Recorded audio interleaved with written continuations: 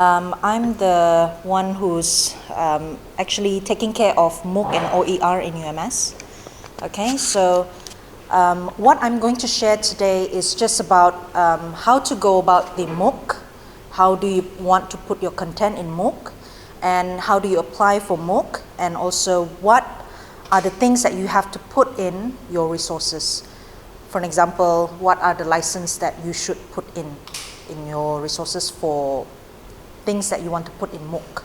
Okay, so next.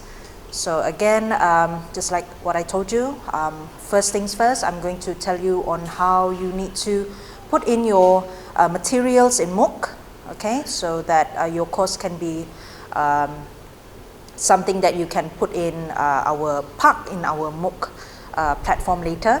And Creative Commons is what we call the license that we have to embed in our resources, materials to be shared in MOOC, and also get to know the application, because we keep on changing our template application form because things keep on changing as well, okay, because we need to have things that to follow the trend in KPT.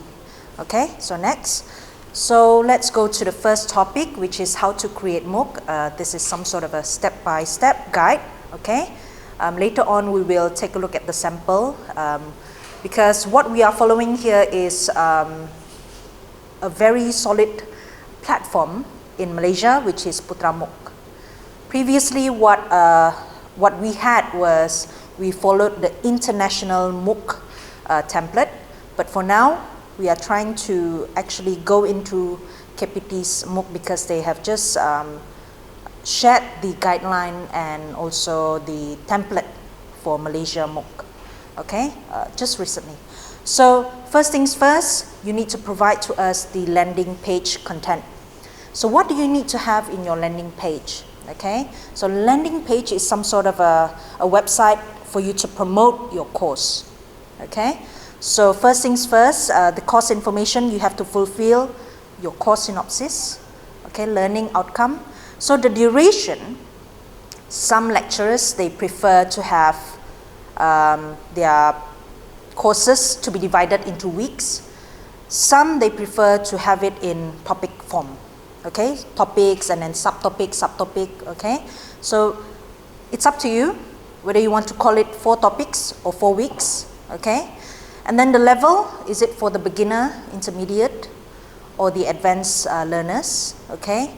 And then fee, definitely for now, our platform for MOOC itself on its own to be open to public is not ready yet. We have to wait for JTMK, okay, to actually prepare the platform for us. I'm not sure, they did not mention how long, okay, so we will update you guys on that. And then the image of the course, how do you see your course, okay? So that one, it's up to you.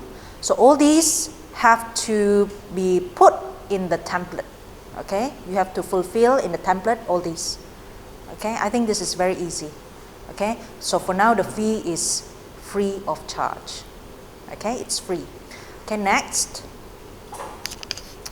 All right, so the sample, I'm just going to show you. This is a screenshot of a landing page in Putra MOOC. Okay, they have a video, okay, course introduction video, and then the length, it's only 4 weeks, 4 minggu, duration 8 jam, okay, so they calculate like that, okay. So for us, 1 week equal to 1 to 2 hours, 1 week, okay. So we give time for them to finish up that 2 hours of class in a week time. Okay, so certificate tiada, okay, it's very small, but I think Zul, can we go into the Putra MOOC website? Where's that? Bilik atau?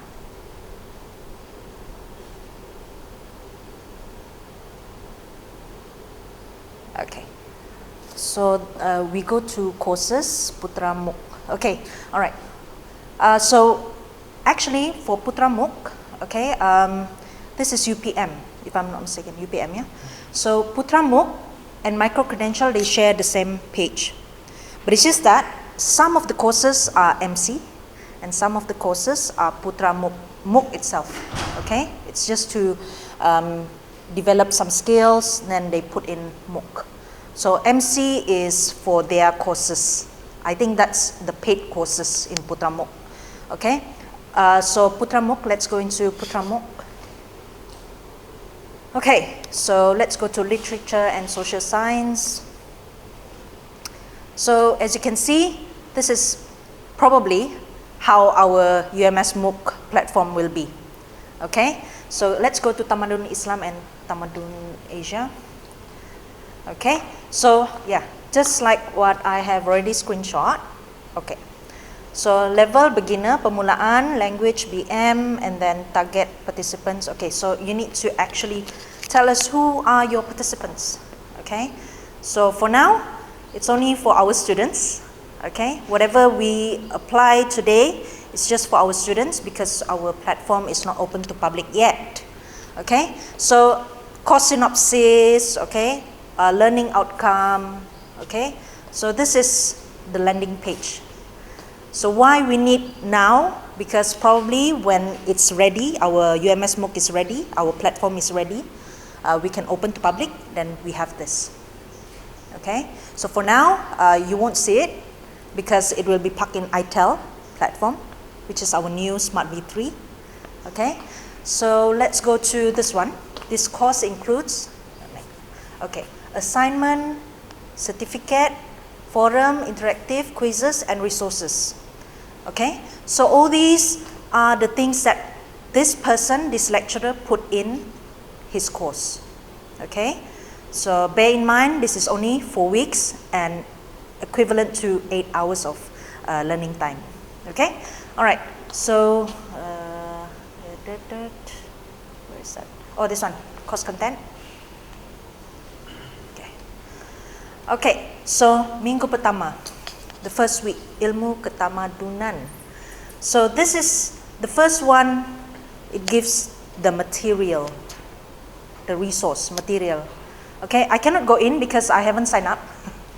So this person just give a brief explanation on what you need to do week by week. Okay, so pentaksiran assignment, and then H5P activity.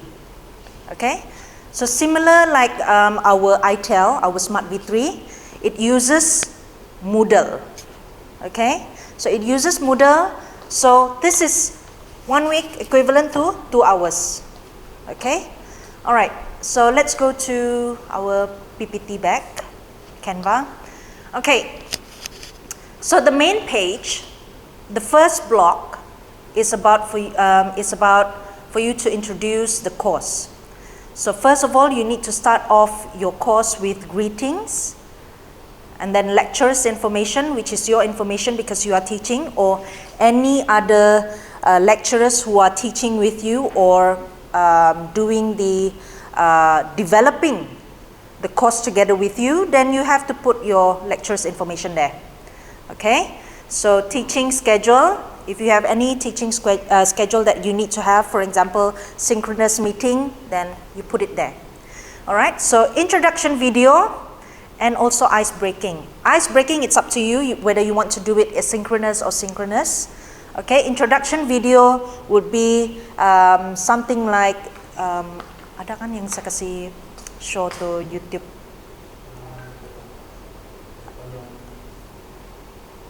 Yang tadi tuh.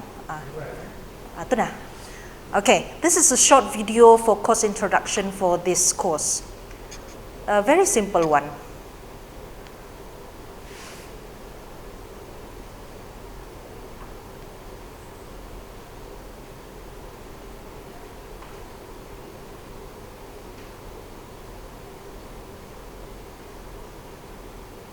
Okay, so it introduces what is it inside this person's MOOC. Okay, all right, so and then lastly they put in their link. Okay, all right, let's go to back to our PPT. Okay, next. Okay, the topics or weeks. All right, so we've decided, PP have decided, okay, since a lot cannot do a longer time or weeks or topics for MOOC, so we've decided to maintain the 4 to 14 weeks, okay, 4 to 14 weeks of topics. You want to do as many as you want, go ahead, but as long as it doesn't burden you so much, okay, because MOOC is actually helping us to, you know, to lessen our burden when it comes to teaching. Okay, so learning outcomes must be emphasized in each week. So every week we need to tell that this is under CLO, which one, okay?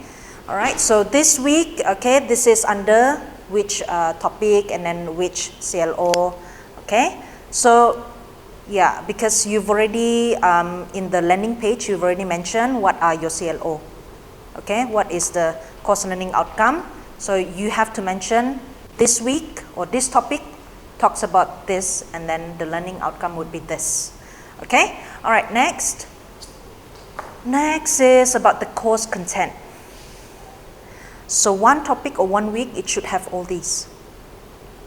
So each topic or each week, you have to have an original video, okay? Original video of you talking. It can be in a form of 3 to 4 minutes video. Cannot be 30 minutes or 1 hour, no. Okay, so you can cut down your video into how many videos you want, but actually we want at least 1 original video from you. Okay, 1 minimum. Okay, maximum, it's up to you how you want to do it. Okay, so at the end of the video must have information of the presenter and the developer. Okay, so you have to introduce who created the video. Okay, so acknowledge the developer. Okay, so that's the end of the slide, this one. So make sure there's no sensitive issues on politics, religions, or racist remarks, and you need to have your disclaimer alert. Okay, so at least throughout the course, at least one, you have to touch on that at least once. So all works featured in MOOC should use Creative Commons license, because we don't, since it is an open learning thing, so we have to actually use Creative Commons, and we don't use intellectual property stuff to be part of the MOOC unless it's printed copies that you ask your students to go about it, but do not share it here in MOOC. Okay? All right, next. So activity assignment, how many activities in throughout the whole MOOC? Since it's a minimum 4 weeks or 4 topics, you should have at least 4 activities. So 1 week, 1 activity, or 1 topic, 1 activity. Okay? So this activity, it can be any activity. Okay? It can be something that is on the website. Okay? You can just give a link, okay, do this activity, so they can do it on their own. Okay? Because you don't need to assess them. So they have to do their practice on their own. So this activity, you can just go to a website that you think it's easy for your students to register and do online. Okay?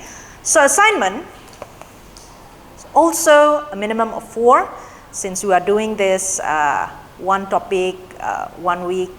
Okay? So 1 assignment. Okay? Next. Okay. You should have at least a supplementary or additional reading materials.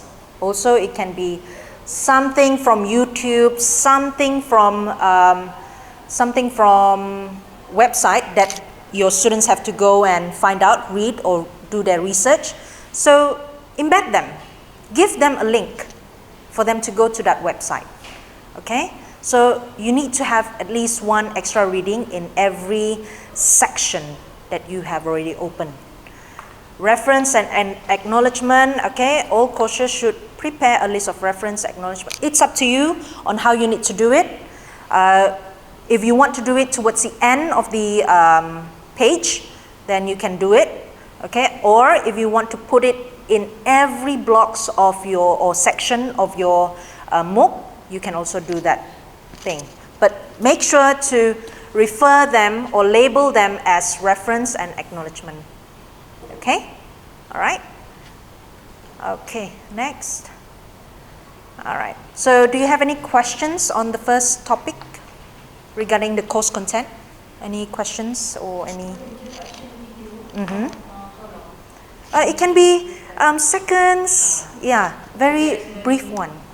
Yeah. If you want to make a video, not too long. Yeah. If you want to. Can we add? I mean, because the video that you show is in a visual, right? Yes, yes. If you want to do a video of you talking, also can. Yeah, it doesn't matter. For me, I introduce myself also in the form of video. Some people prefer to do it in writing, also okay. Yeah, as long as you did introduce yourself, did introduce the course, yeah, then it's okay. Because in the template, because the reviewer has to tick all the criteria. If you don't have it, then there's no marks for that. Yeah, okay. So now, any more questions? Will your department provide services for video editing? Yes, we do. We do have in PP. So it will be handled by Zul and also Mr. Faiz over there. Yeah? Okay, so you can just go. It's free. For MOOC developer, it's free because it's for our UMS KPI. Okay? But for, I'm not sure about if you want to go and do on your own something outside, then you have to pay. It's a paid services, right, Zul? But we haven't come up with a fee. For now, only MOOC. Those who want to do MOOC in UMS, then we provide that free service of video, recording your video in our green screen.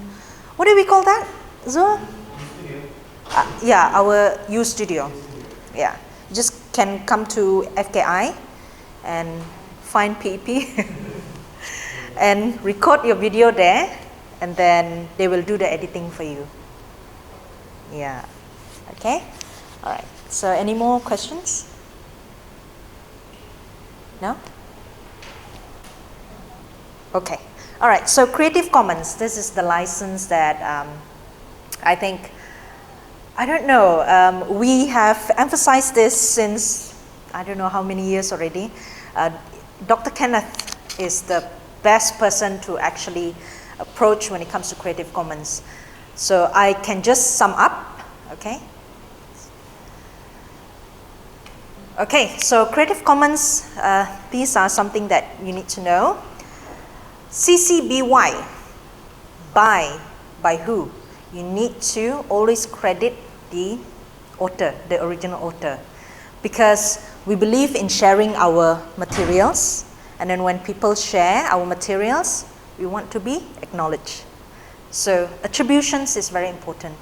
So usually free stuff, we have to use CC BY, crediting the original author. It's compulsory. Okay, CC BY. So this one, the symbol, use it but don't make money. You can use my material, but don't sell it. It's free. Do not sell it. Okay? This one, it's a bit strict. You can share my material, but do not change it. This is the license. Your version must equal to mine, no changes. So this is not friendly. We want to share materials that everybody can, you know, adapt and adopt, right? So that one. And then this one, okay, if I allow you to change it, but your license must be the same. Okay? So this one is what we call share alike. The materials you can change, okay? You can, you know, put it in your own words, okay? You can change, but based on that person's information. So you have to actually attribute them as well, okay? But the license you cannot change. It must be share alike, okay? All right. So next. So these are the most, as you can see, the top 3 there. These are the license that you should use in your materials. This one is copyright, okay? IP, intellectual property, which you are not allowed to share to anyone, and anybody cannot share your materials unless with your permission. Okay, so we want to share our materials, we want the world to know us, to be recognized, to be visible. 1, 2, 3. These are the materials that you should use.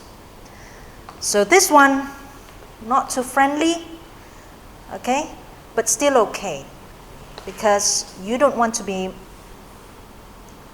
people to sell it. Still okay, all right? So this one, you can copy, okay, duplicate, can duplicate. This one, you can change, you can adapt. This one, you can sell, okay, it means you can sell. So these 3 on top, you can duplicate, you can adapt, you can also sell. This one, you cannot sell, but you can copy and you can change, make changes. This one can copy only, cannot sell, cannot do anything. Okay? All right. So, next.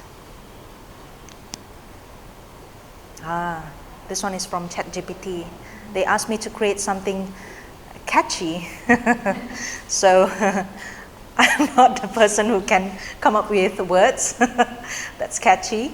Okay, so empower your mind anytime, anywhere. So that is actually what I can relate to MOOC for now.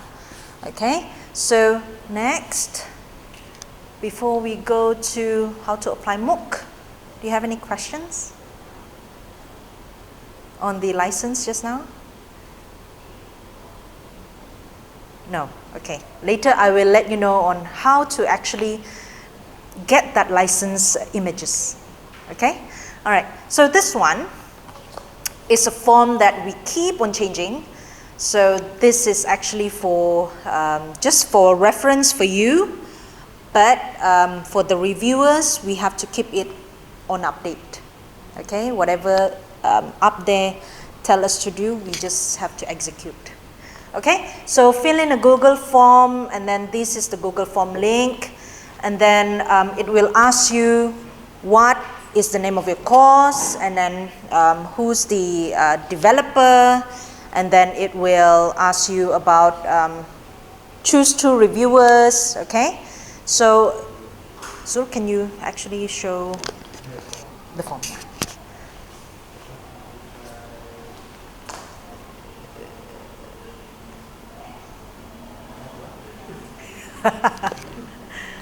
I think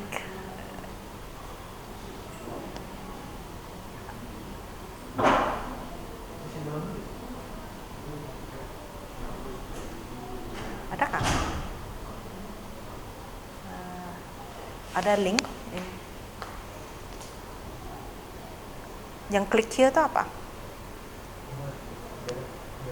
Tidak dapat. It's okay lah. I think we go to infographic first. Yeah. Later we'll go through that. Okay. Okay. So we have made changes on how to actually for you to construct a MOOC. So we have tried and pushed people to actually complete it in registration is no problem, but it's just that developing the materials inside, how long will it take?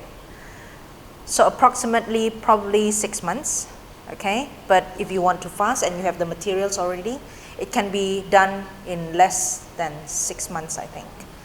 Okay, so what you should do is to approach us by filling in the form. I'm not sure whether in our website we have the form, Google form link. Ada kah Zul? Website PEP, Google form untuk MOOC, apply MOOC. Ada, okay. So just click on that. Okay, so fill in the form, and then the latest template will be in that form. it is already embedded in that form. So you just have to retrieve that. Okay, so complete the template and upload it and pass it back to us. Then we'll do the application for you. Okay, but before you do that, we definitely have to give you a link for your MOOC link. But we won't publish it because you have to develop it first, process it, and then when we have already taken your application and we process your application, then we only publish once your reviewers say okay. Okay? How long the process for reviewing the The process of reviewing is Zul number 2. Yeah. So once you are done within that 1 to 6 months time, okay, we already give you the link, you develop your MOOC, then you notify us that you have already completed, and then we will only appoint your reviewer because they have to take a look at your MOOC first. Yeah, they have to take a look at your MOOC first, then already they say okay, they have the feedback, and then we have to give it back to you before we publish. Okay, we give it back to you, then only after that you have done whatever amendments needed, okay, from the reviewers, then only we will publish. Zul, number 3. Okay, so then we will publish, and then after that PP will notify the applicants to do amendments. Okay, then the last step would be Zul. Okay, so we'll receive a letter on the status. Okay, so when we publish, we will tell you what's your status already. Okay, if it's already published, then it's published. So your MOOC is available to be shared with your students. Okay, that letter, okay, you can also put in as your LMPT, right? Because it is equivalent to 1.1 of your, I think, publication. It's under publication because you have to go to SMPPI to actually have this. Okay, so that is your proof. Our letter is your proof that you have done your MOOC. Okay, all right. So I think that's that. Do you have the link already? Okay.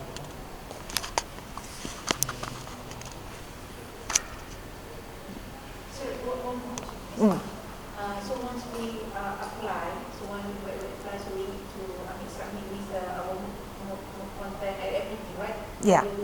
So because we need to prepare for 14 weeks, right? No, up to you. Minimum 4. Minimum 4. Yeah, maximum would be 14. After reviewing and we get permission to publish, so we can we add any additional material after that? Can we, Zul? After they have already published, we have already published the MOOC. Yeah. Can they edit? Masih boleh nak. So the additional material need to go for another review process?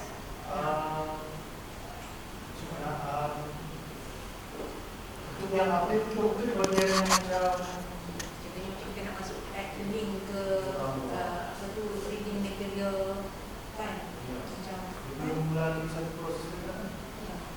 dia ada budget, I mean dia ada proses lah, dia ada spesifik lah. Maksudnya guideline lah, maksudnya checklist. Yeah. Because so far nobody has Yeah. edited yet, so we haven't come up with that. But yeah, that's a good thing that we have to consider. Yeah. Maksudnya masyarakat daripada Yeah, correct. Yeah. Kalau kita post MOOC tu based on checklist yang ada. Jadi sebab yang startup ni cara penambahan semua sudah siap. Jadi tidak perlu penambahan lagi. Yeah. Saya dah tahu kan tiba-tiba after 7 weeks we Yeah, have extra correct. additional material kan nak masukkan ni kan. Yeah. I think that's better to be put in forum. Itulah tadi. Yeah. So adakah kita kena submit and complete for 40 weeks. So dia tadi kalau kita submit buat izin cakap kan the minimum for material for 4 weeks. So after that kita nak masukkan extra. Or probably you can, I'm not sure about this, but then because some lecturers, they feel like they want to divide their 14 weeks or 14 topics into 3 MOOCs. So maybe English 1, English 2, English 3. So yeah, that's how some people do it. Yeah, some continuous. So this is the application form for the Google form. All right. So the quality checklist, we call it. Yeah, the checklist that we have for the application, the template. All right. And then name of the author, faculty, your title. Okay. The title, I hope it shouldn't be clash with whatever you are teaching here. The table 4 thing. Yeah. Okay. So maybe something that should complement or supplement whatever you are teaching. Maybe that one particular title from your course, the one that you have here, is very heavy. So you can just make small lesson here.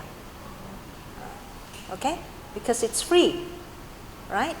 So you can take something from your course that is very heavy to learn, put it there.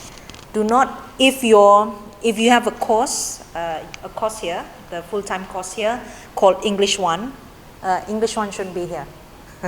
Maybe you can put in subtopic listening skill 1, maybe. Okay? All right, because there are some lecturers, they are very confused. If I'm using MOOC, should MOOC replace my classes in my full-time class? No. No. Okay? All right, so this one. Okay, so does this MOOC map back to specific program? Do you have a specific program just like what I say? Oh, I'm teaching full-time English 1. So listening skill 1 is actually part, small chunks from my English 1 listening skill. Okay?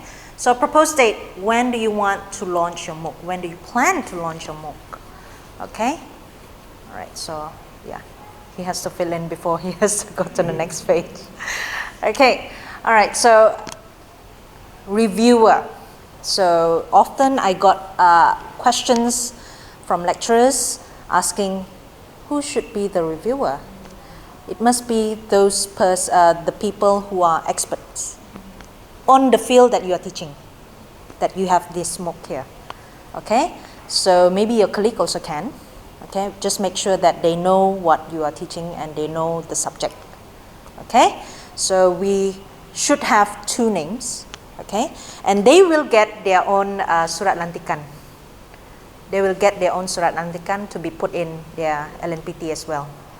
Okay, so this one, you upload your MOOC UMS checklist. Okay, all right, and then declaration, agree. So for the people, can we suggest from the university, external, not from the UMS? You mean your Suggest external reviewer from other universities. external reviewer? I don't know, Puan Salmi? For internal, just not internal. That for reviewer.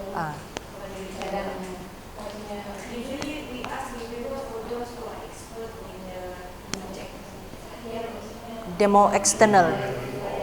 Usually we go for internal, but if there is no internal, so maybe we can suggest. We can suggest for external. Yeah. Okay. All right. So thank you, Puan Salmi. Okay. So that is the only things that you think I think that I have to say about MOOC. But I told you about the Creative Commons license. How to extract? Go to creativecommons.org. ORG. Okay, Creative Commons ORG.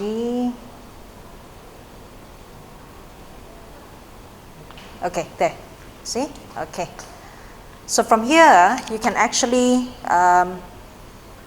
retrieve the license. Okay. So share your work. Click on share your work. Okay. Share your work. Okay.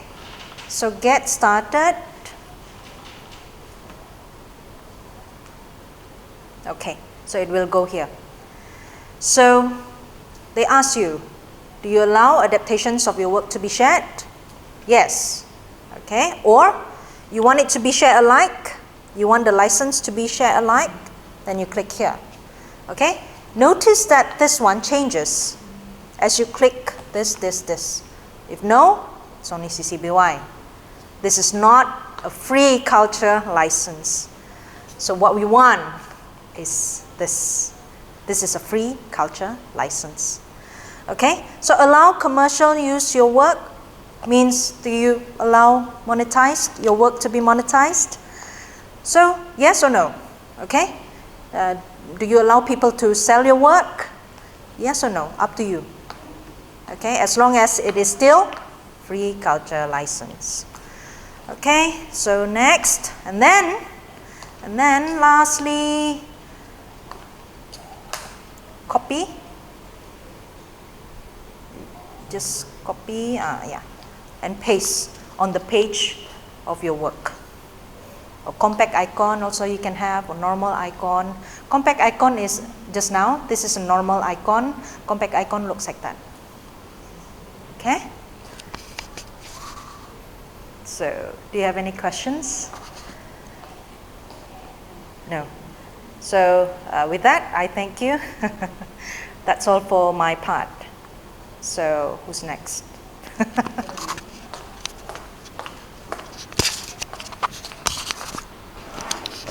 Hello everyone, Assalamualaikum. My turn now. My name is Aminuddin Ibrahim Rasta. I'm from FPP and also a blended learning and training coordinator from PEP. So this morning what I am like to share with everyone is on the introduction to ITEL and the implementation. Although we are not going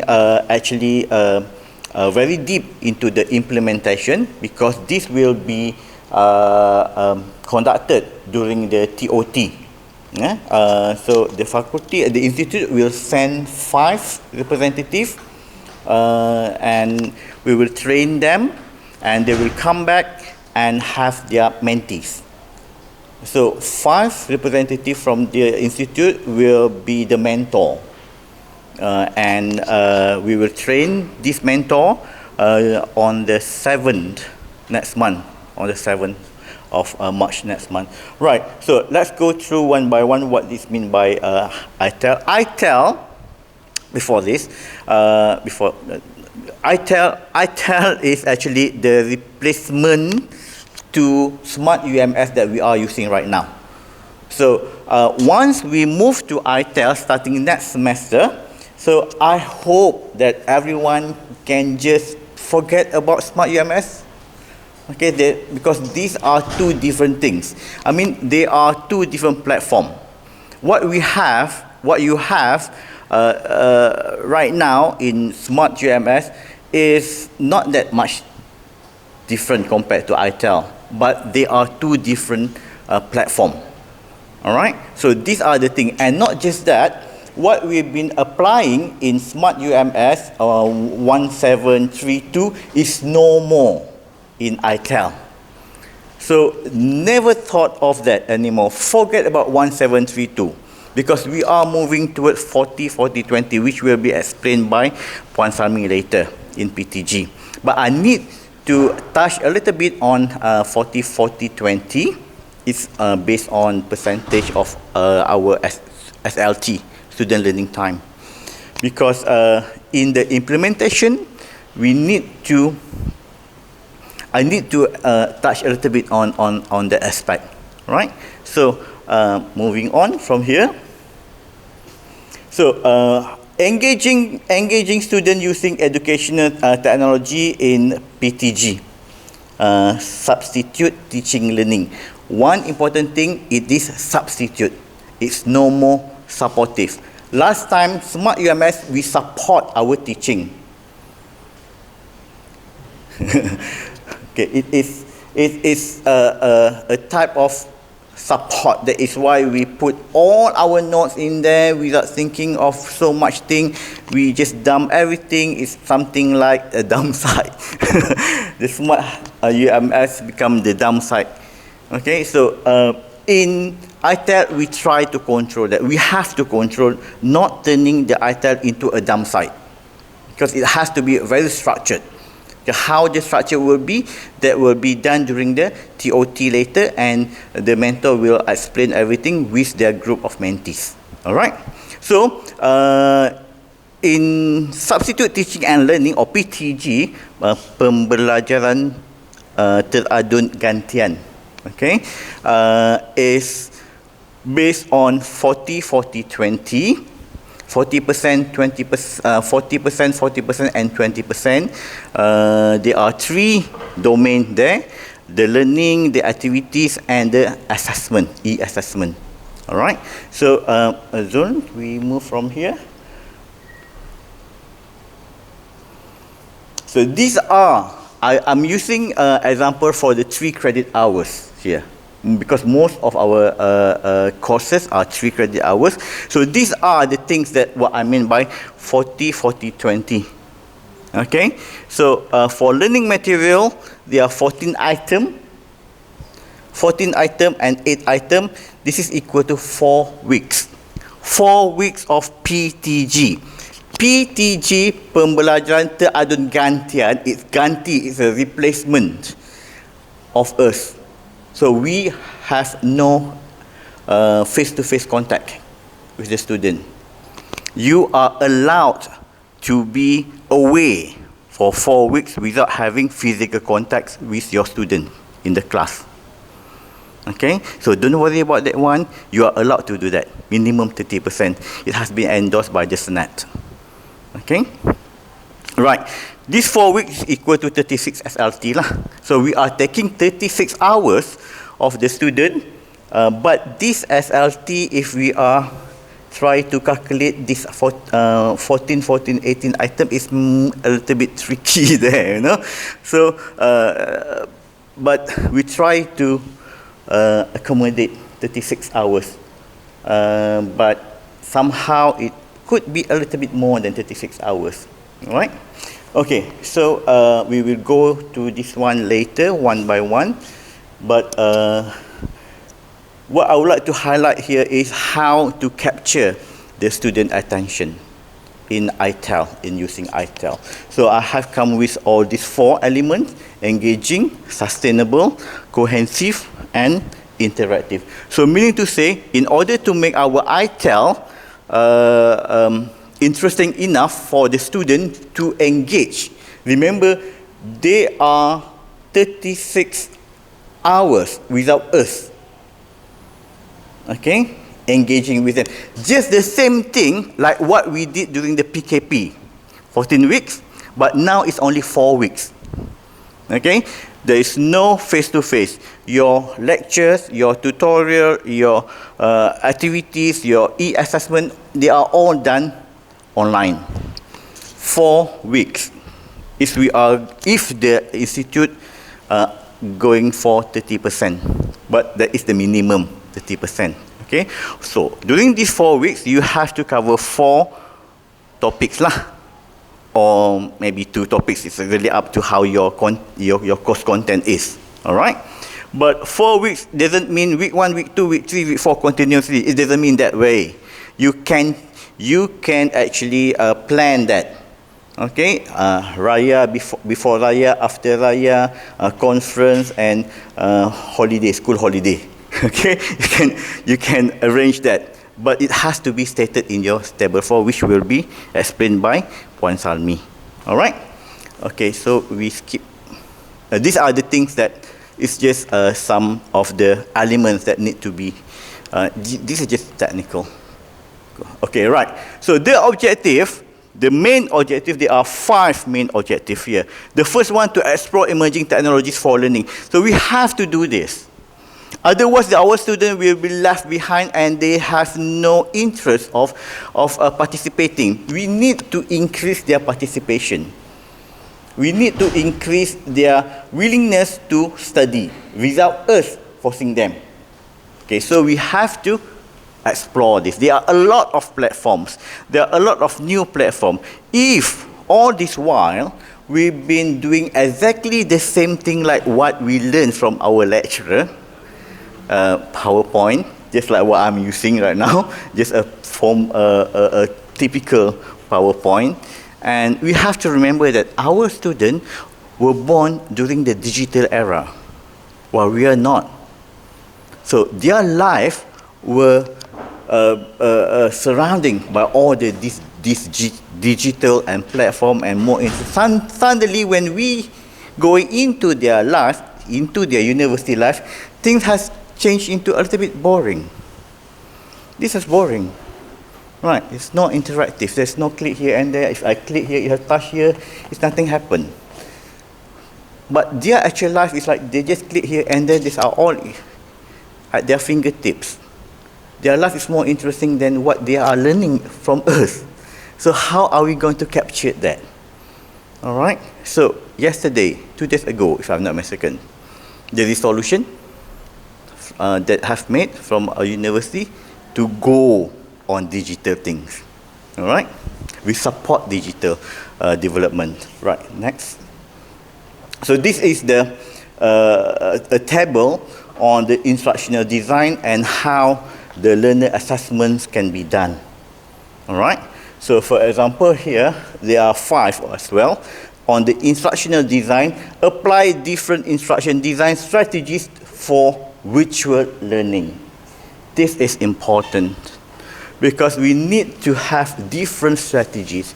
If we keep on giving the same thing, that is why what happens when we just giving them our PowerPoint in our Smart UMS, some of them might not even read that. Because it's boring, right? Black and white, black and white, black and white. Mostly black and white. Right, so we have to change that. So select appropriate digital technology. Appropriate digital technology. Digital technology, the word digital technology comes in many ways. Digital technology can be like YouTube, WhatsApp, Telegram, and all those things. These are all technologies. These are all digital technology that we need to include in our teaching. And design variety of delivery methods. Design assessment method to fulfill learning objective. Right. Sometimes our assessment method does not fulfill our learning objective. That is why we need to apply the relevant rubric to measure our learners' knowledge and achievement. We have to give them the rubric. They must have the rubric. Meaning to say, in our ITEL, we must include our rubric in the ITEL so that they know and it's always there for them to refer to. Right. And of course, we have to monitor their performance lah. Yeah. Okay, can we move? So this is some of the digital content for our learning. So it's always start with the introduction. It can be done through voice recording or video, in animated, infographic, animation, or still images and photos. It can be done easily using certain platform. For example, Genially. Right? And the content, our content must progress from simple to complex. This is basic, right? And it has to tie with the objective and relate to the CLO and align with the assessment. We always forget about this one. As long as there is something to, forum, our forum question pun sometimes tak sama dengan what we are trying to ini, ya. So it has to be. That is why students feel a little bit reluctant to participate in the forum. Okay, move on. So in the teaching and learning activities, these are the things that we need to consider, and these are the things that some suggestions that we can use for the learning and for the activities. Yeah, we can use Kahoot, Mentimeter, EduPlay, booklet. Some of these are required you to pay, and PEP and JTMK we don't purchase this. So far we don't have this, free for everyone.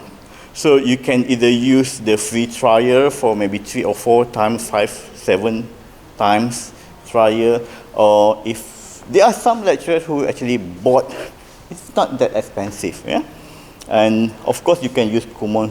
Kumo Space is very interesting if you have not explored in Kumo Space.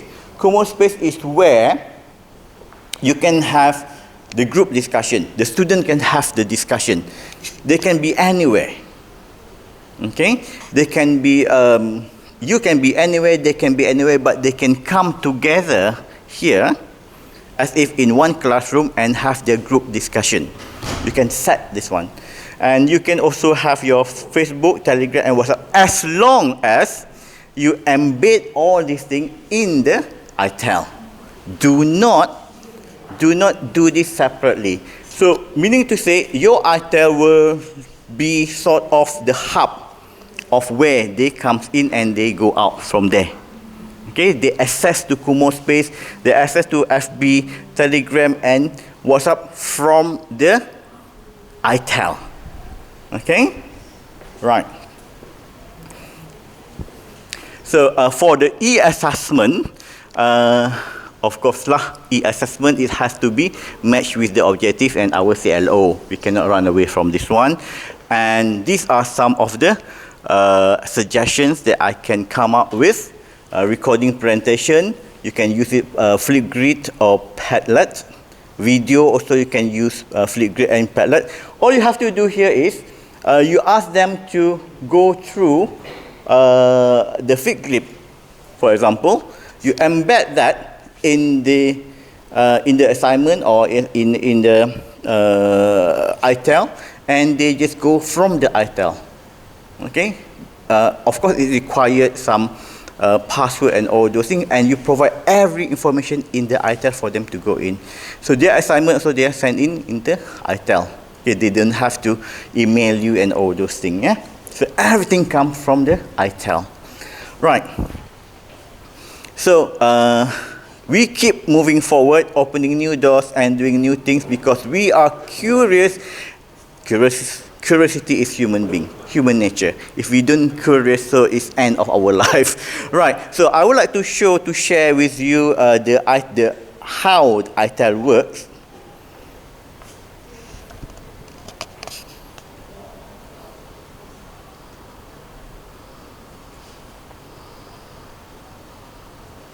Yes, I'm sure all of you have registered for ITEL, Dr. Ng. The courses for next semester, they are all registered.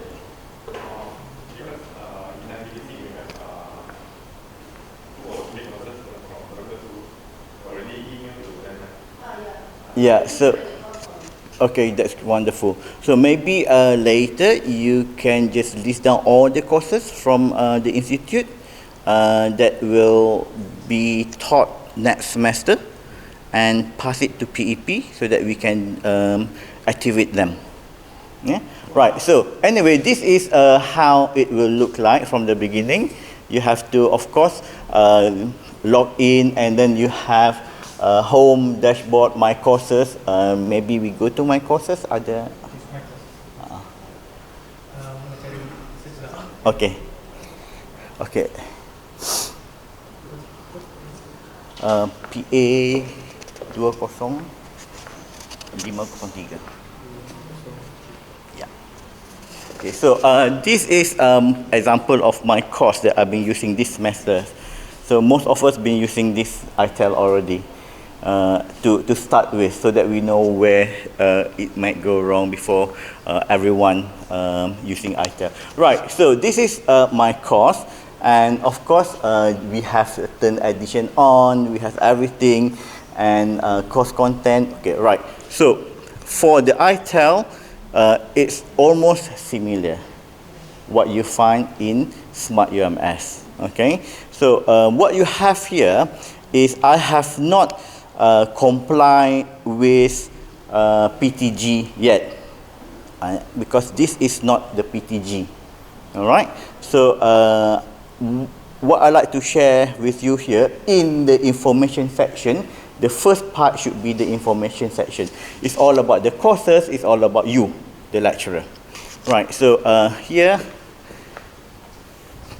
The next page, I introduce myself there, and then these are all my CLOs are all there, and yes, that's it.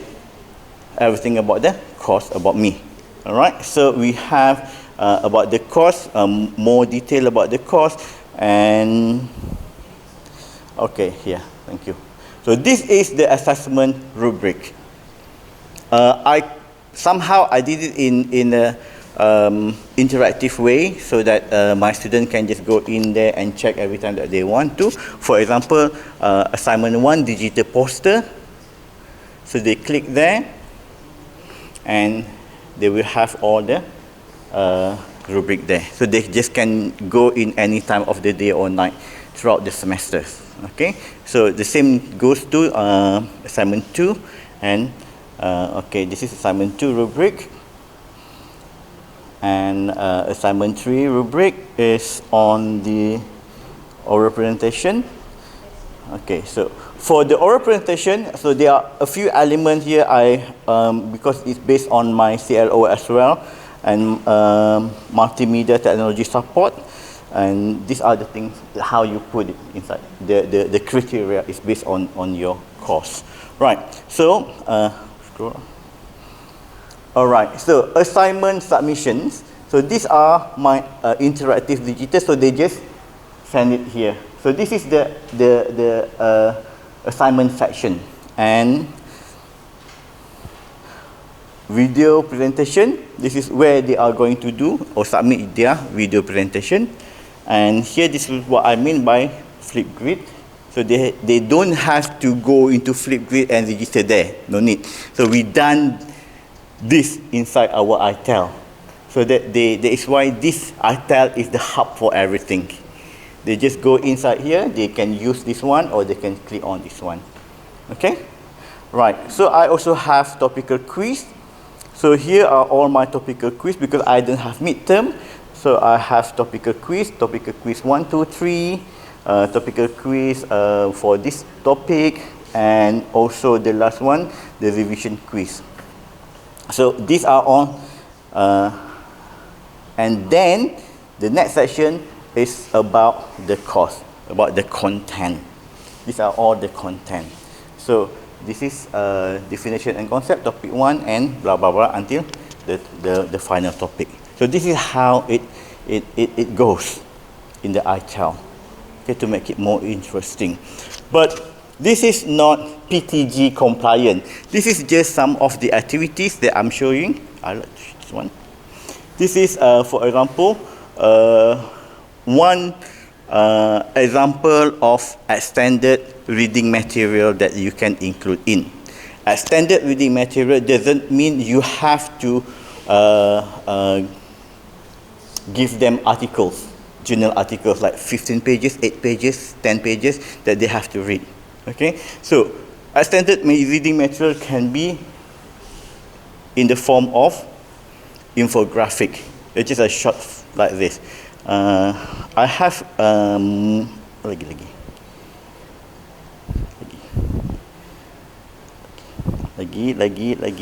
bawah lagi.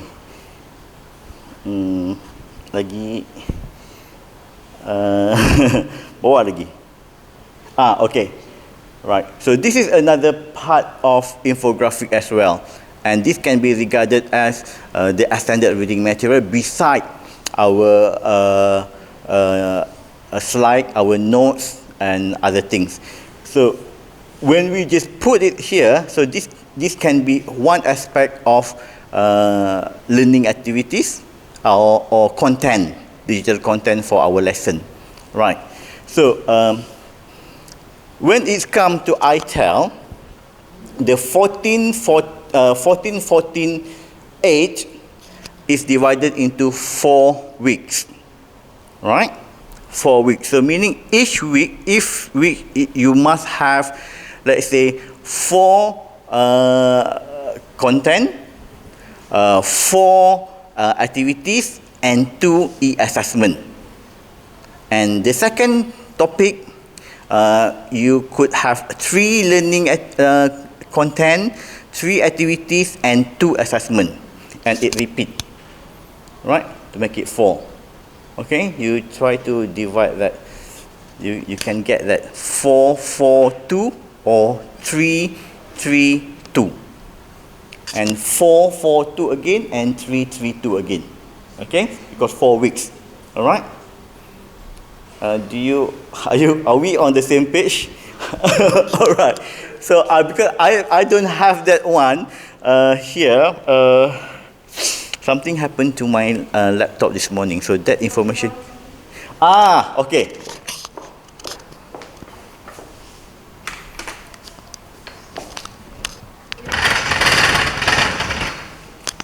Faiz, turun Faiz.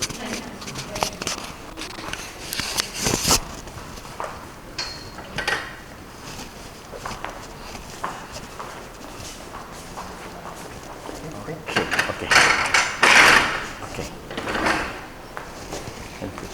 So we have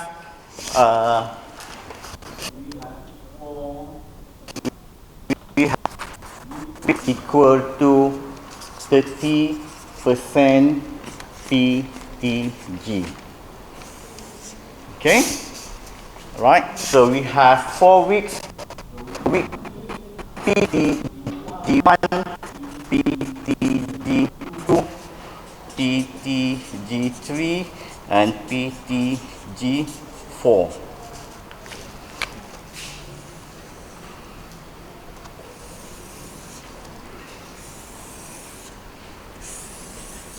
Okay, so in PTG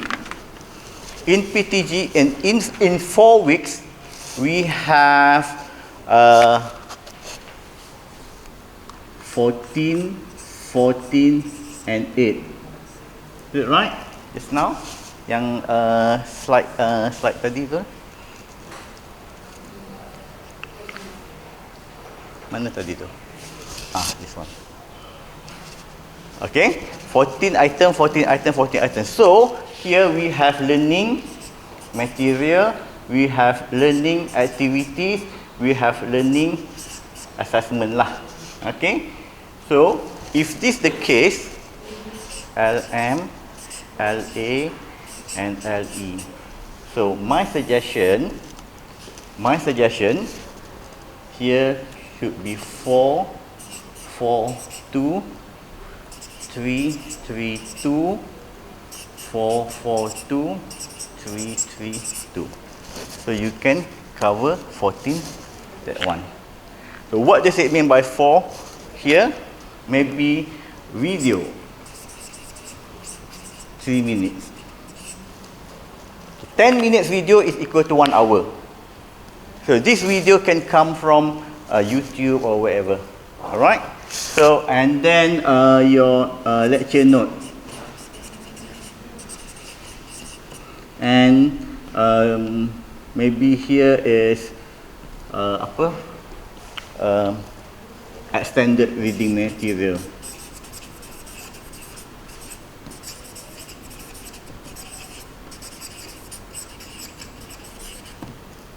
Maybe ada 2 extended reading material. Okay, one is a short article, one is infographic. So you have 4 here. And then untuk learning activities, is it 4? 4, 4, 2, yes. Kahoot ke, forum ke, whatever. And then here is assignment and maybe a quiz, topical quiz. Okay, so when it's come to because this one cover one whole topic ataupun 1 week, the whole week, you will not with them. Here you can have chat. If you think you need to go in with them, you just have chat. Okay, you can use FB, you can use even the iTel chat box, you can use all these things. And then you repeat the same thing here, and then here you reduce it into 3, 3, and 2. So you will get 14, 14, and 18, which equal to 36 SLT for 4 weeks. If you are taking 30%. If you go for 50%, 7 weeks, so it will be more of that. Alright? So, question is, if this one is, let's say, how long do we need for the student to to cover. So we just give them 1 whole week for them to cover. Okay, they can do it at their free time, flexible. This is where the flexible elements come in. I think Puan Salmi will touch more on that part, because we need to go on flexible. We need to promote flexibility in learning, although their SLT is 36 hours. Okay, we are not meeting them, remember, for week. And okay, question: PTG1, PTG2, PTG3, PTG4, does it have to be for week 1, week 2, week 3, week 4? No, it's up to you. Can Puan Salmi? They can choose anywhere. 14 weeks kan? We might have 10 to 14 topics, right? So you have to plan well. You have to plan in advance, because this has to be endorsed in the program, in your table 4. Okay? Right. So any questions regarding this one? It's just some technical aspect, but during the TOT it will be more comprehensive lah. It's just some introduction how ITER will work, PTG and ITER will work together. Okay, any question from this part? If there is no question, I think maybe I can. Hello, Assalamualaikum and a very good morning. It's good to have small audience, because actually I can know more you better, because the only person that I know by name is Dr. Ng, Steve kan, right? The other, bila saya tengok dalam senarai tadi, I think I never came across with you. Maybe you never have problems with your smart tree, because usually if you have problems, I will remember. So thank you for coming for our roadshow today. I hope actually it's only a roadshow, so I don't want to give trainings for you to how to prepare your table 4, because even table 4 itself it's like very complicated to fulfill the 40-40-20, because we are moving from 1732 to 40-40-20. But actually there's a shortcut there. There's a shortcut there on how to make sure that our courses can fulfill the requirement. So in PEP we try to make it easier for the lecture. So if you found any difficulties, you just contact us, Dr. Ng, you know my number, you just ask. Okay? So actually I've presented this in the symposium last year. It is the same thing, but I want every member of the faculty knows about this. Next, please. Okay, the agenda for the presentation is to explain on the current changes of teaching and learning in IPTS in Malaysia. The second one, to how to design a SPL courses in table 4 and the simulation. How to do it in a simple way, the shortcut way. So next. Oh, by the way, my name is Salmi Jemon. You can call me Salmi. Okay.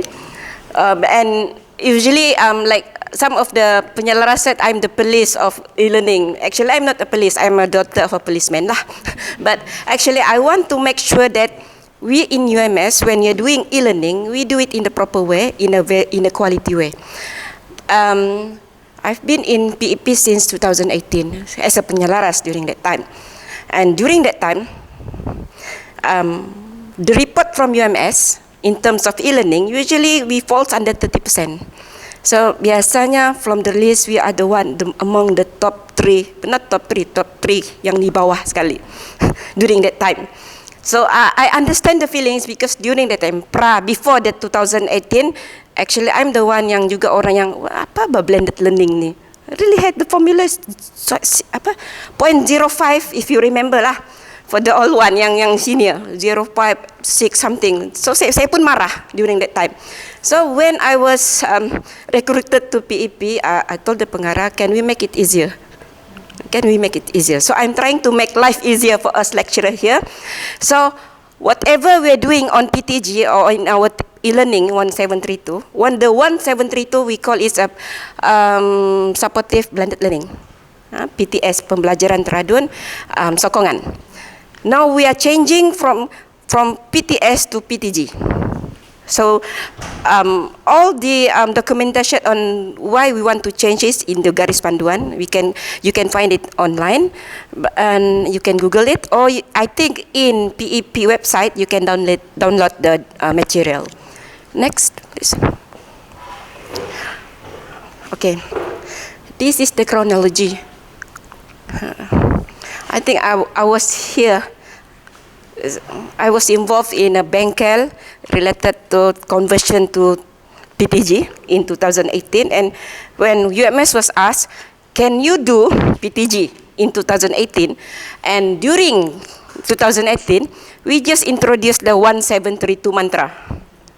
So I said to the committee that UMS, we need time. We need time to instill awareness of e-learning in UMS the proper way. So I request that we give us the time. So there's a changes actually after 06, there's another one formula, but in UMS we skipped that one right to 40-40-20. So less headache, because if too many changes, our staff will be very, dia bosan. Berubah saja. Even Smart 3 to ITEL pun orang sudah bising with PP. But actually we're changing to a better platform actually. So 2008, we skipped 2009, 20. Actually in 2020, is it 20 or 21? We submit proposal to implement PTG in UMS, and we have to go through 2 Senate meetings for them to approve. So there are a lot of, actually the Q&A from the deans. Actually the deans already know about this, all the ketua jabatan. So last year, 2020, in December, it's already approved by the Senate, and so it's time for us to implement it in UMS. But the thing is, now it's already March, right? Next semester is February, end of February. 27th of March is already the first semester for next semester. So we don't want to force lecturers to tukar the table 4. Actually, it is the same thing, the same name, the same table 4, but actually it's a better version of table 4 because it automatically counted your 40-40-20. So you don't have to get your calculator and check whether you have fulfill the requirement or not. So next Zul. This is what I was talking about. 1732 changes to 540-35-20, and we skipped that one. Now we are going for this. So the changes will be actually, if 1732 is 1 is for syllabus, 7 is for material, 3 is for activities, and 2 is for assessment. Actually, we are doing the same, minus the syllabus, because syllabus doesn't contribute actually to teaching. It's only providing infos to your students that what we will be teaching. So the first 40 will be the material. 40% of your SLT is your materials. 40% of your SLT is your activities. 20% of your SLTs is for assessment. So it is the same thing. Okay, the same thing. It's only that when we use the 1732, it is based on, this is 13 hours kan? Based on face-to-face, our lecture, 42 hours. 3 credit hours class, 14 weeks is 42 hours. So 30% of the 42 hours is 12.6, I think. So we rounded up it to 13 hours. So 1732 is at 13 hours, 30% daripada jumlah jam bersemuka. This is based on yang face-to-face lecture only. The new one is based on the SLT. Then the SLT is in the table 4. So the easiest way for us to change the implementation is through our table 4. That's why we work together with PPKA for them to develop a suitable table 4 for lecturer to fill in all the numbers for the table 4. So next Zul.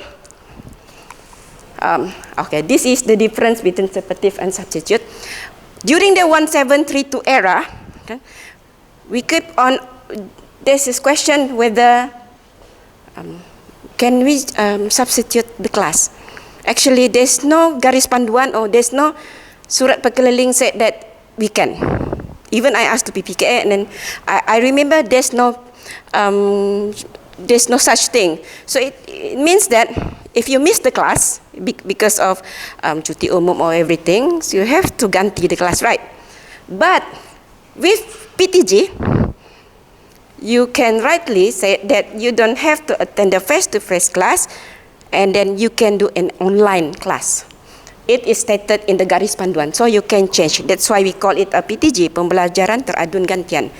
So this is the kitab, this is the references that saying that we can substitute our physical class with online class.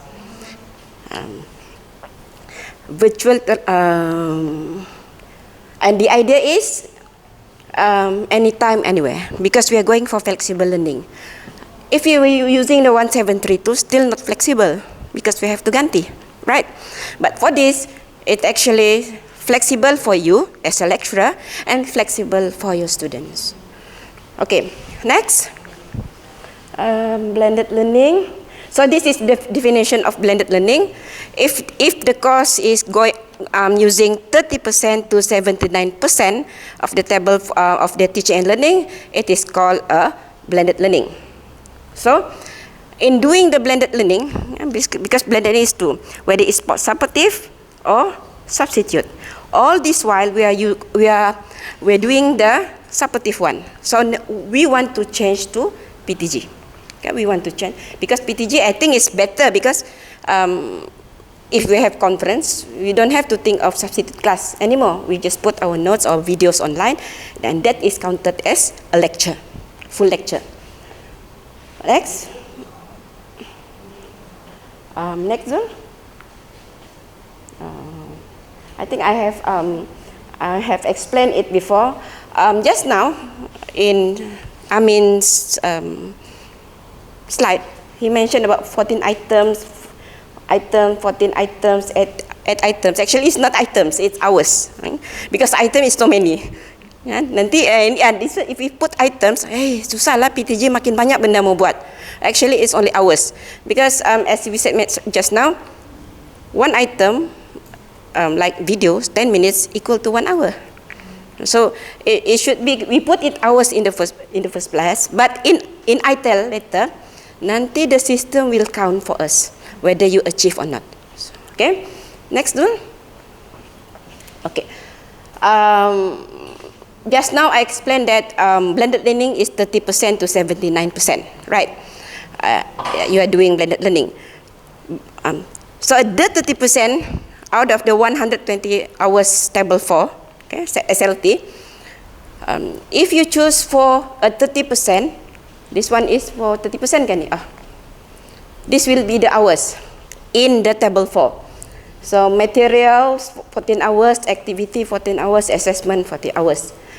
If you choose that you don't want to do the minimum 30%, because some of us really like online learning,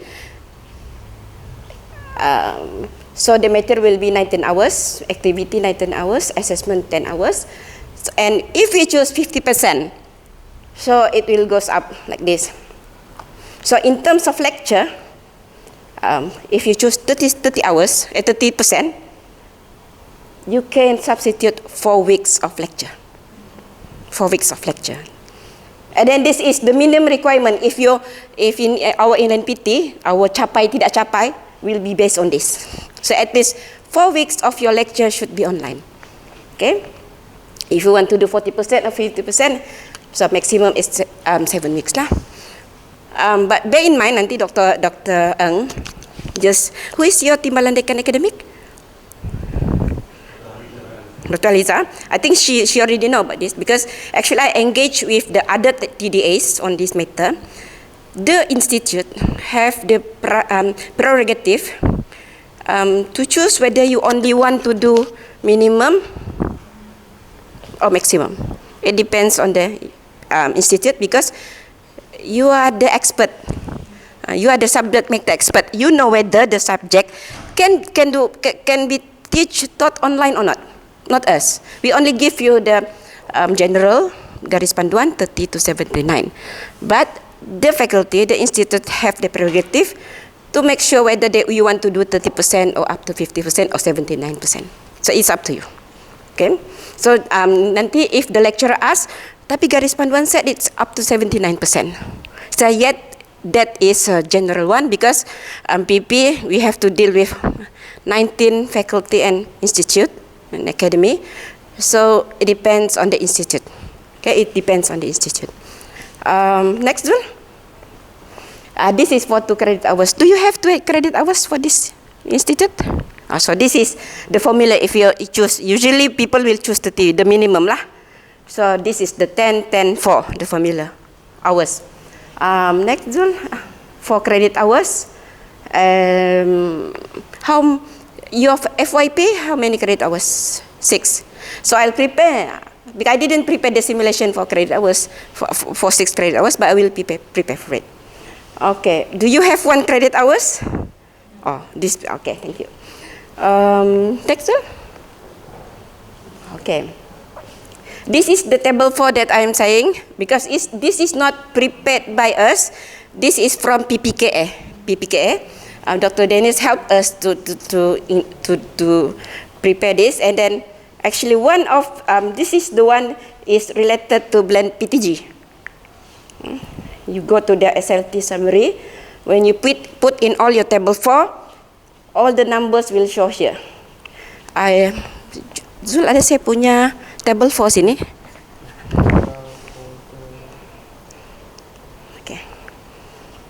This is kasih besarkan.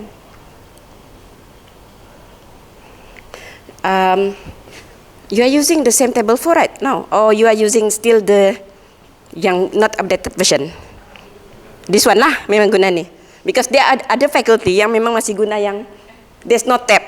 We have to count it manually. Okay, even some of the lecturer they buang itu the formula, and then when there's a problem they get angry about it. But yes, itulah.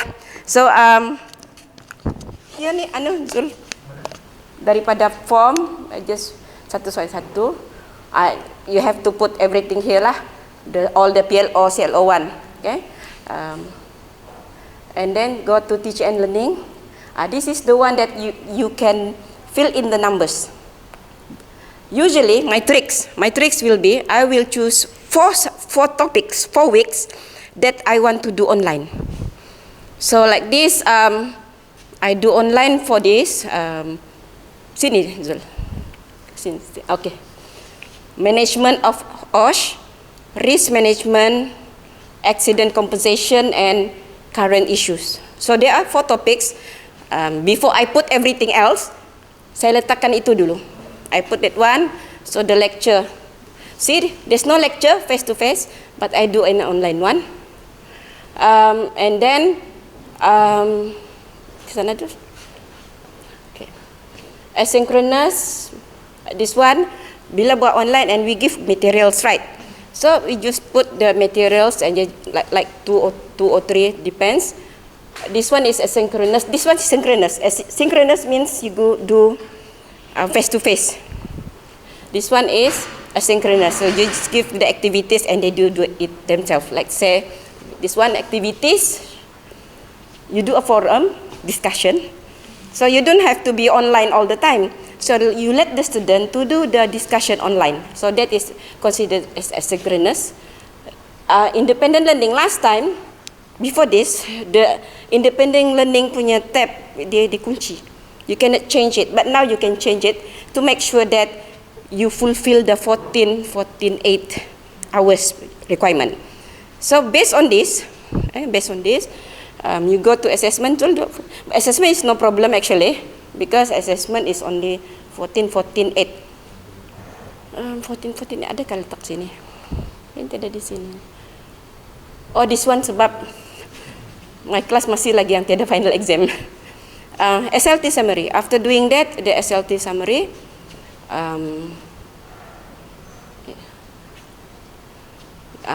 Ini memang dia turun atas bawah, pergi bawah. Bawah lagi.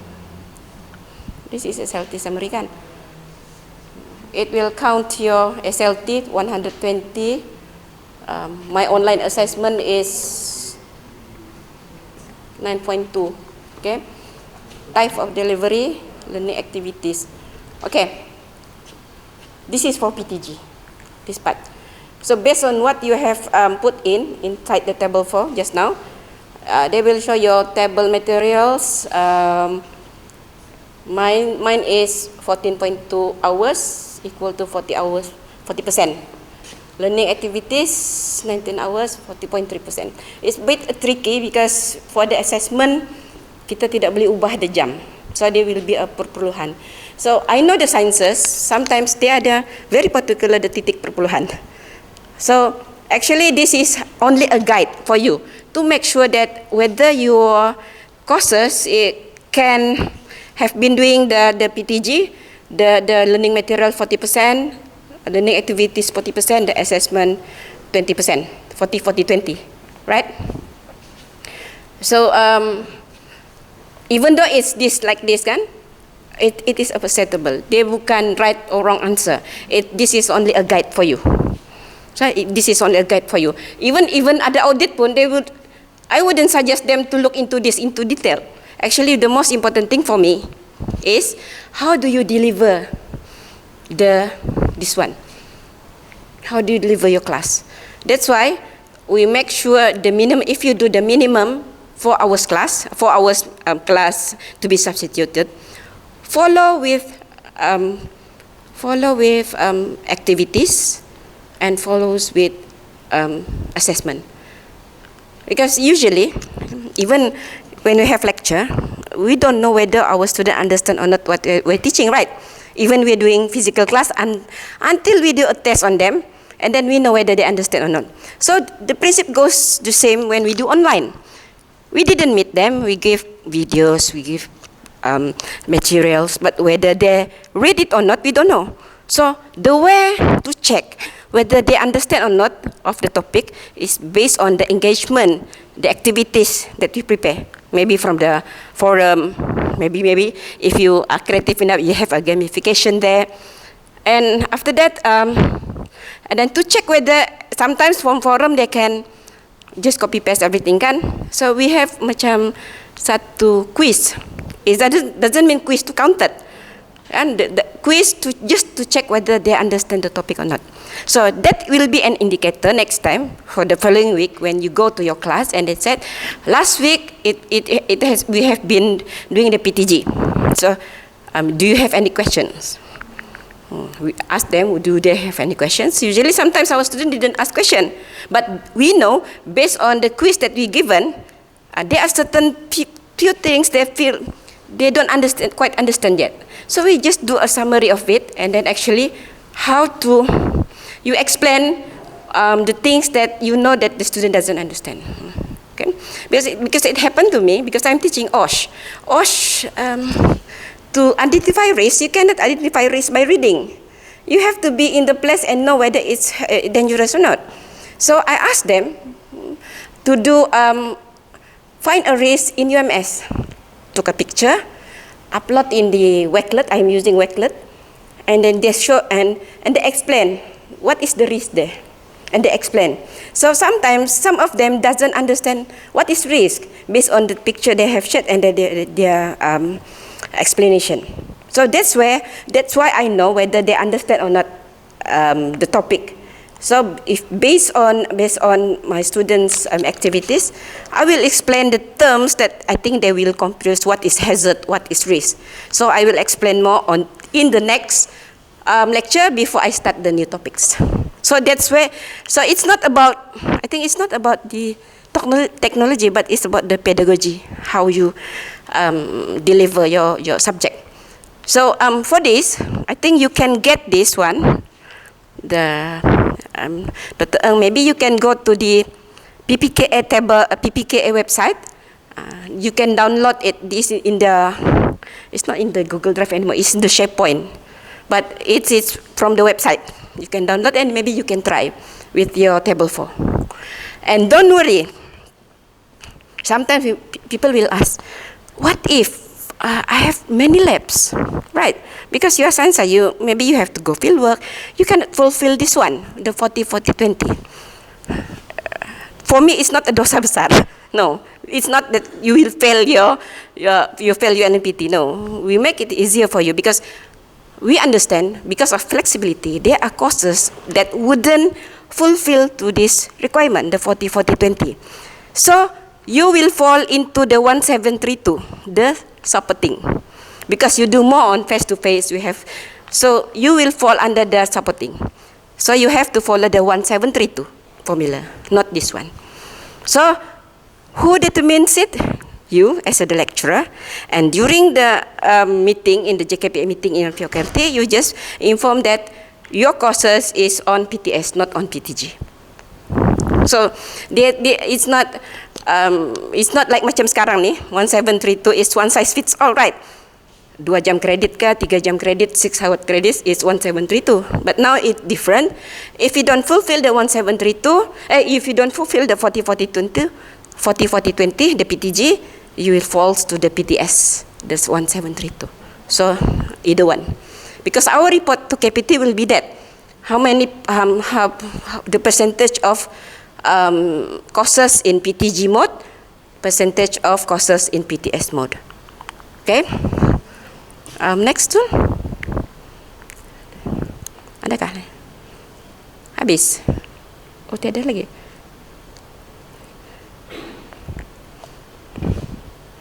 Okay, habis sudah. Is there any questions regarding the PTG, table 4? In terms of this, there will have the TOT punya workshop, Dr. Ng, and then you bring another 5 of your colleagues, then we do the exercise there. But I think this is simple.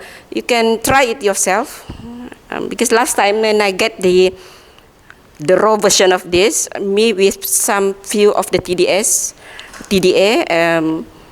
we try, and sometimes I think someone from FSMC said, "Kan, our subject is more on practical, but based on the yang before this, it becomes like 90% is online." That's why we asked the PPKA to adjust to the requirement to release the independent learning punya kunci in the Excel, so that we can make sure that we could achieve the 40-40-20. Okay, I think that's all. I hope I didn't confuse you, and I hope you feel that PTG will make your life easier, not menyusahkan lagi. But if there's any problem, you can simply ask us. Yes.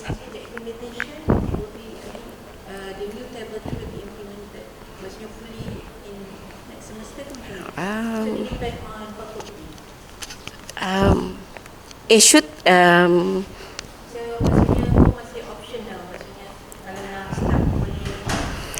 let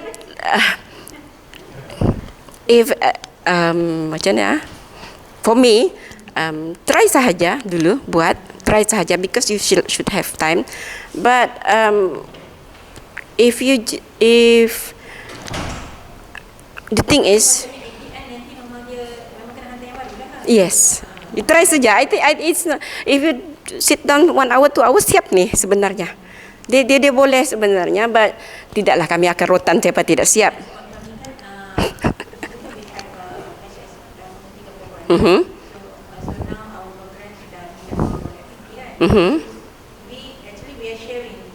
Okay. FPT kita sudah pergi kan? Yeah, we are ready.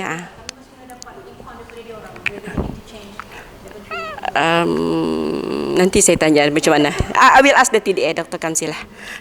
Ya, itu I understand.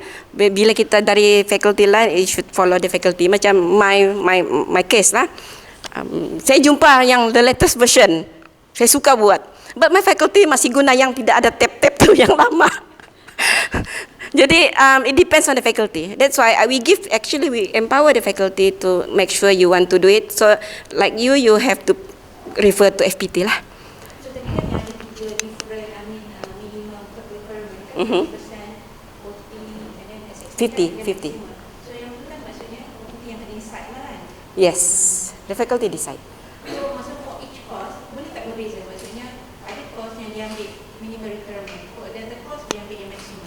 It depends on the faculty. Kalau faculty said kan we can do up to 50%, so there will be courses that 30, there will be courses 40, and there will be courses 50. It's up to you. If it's to me, ini my personal, because actually I like the online. Like when you have meetings, you have to go field work, you have conference, kan? So I have to substitute the class. So I will prefer to go. The minimum is already there, but I have the flexibility for another 3 weeks.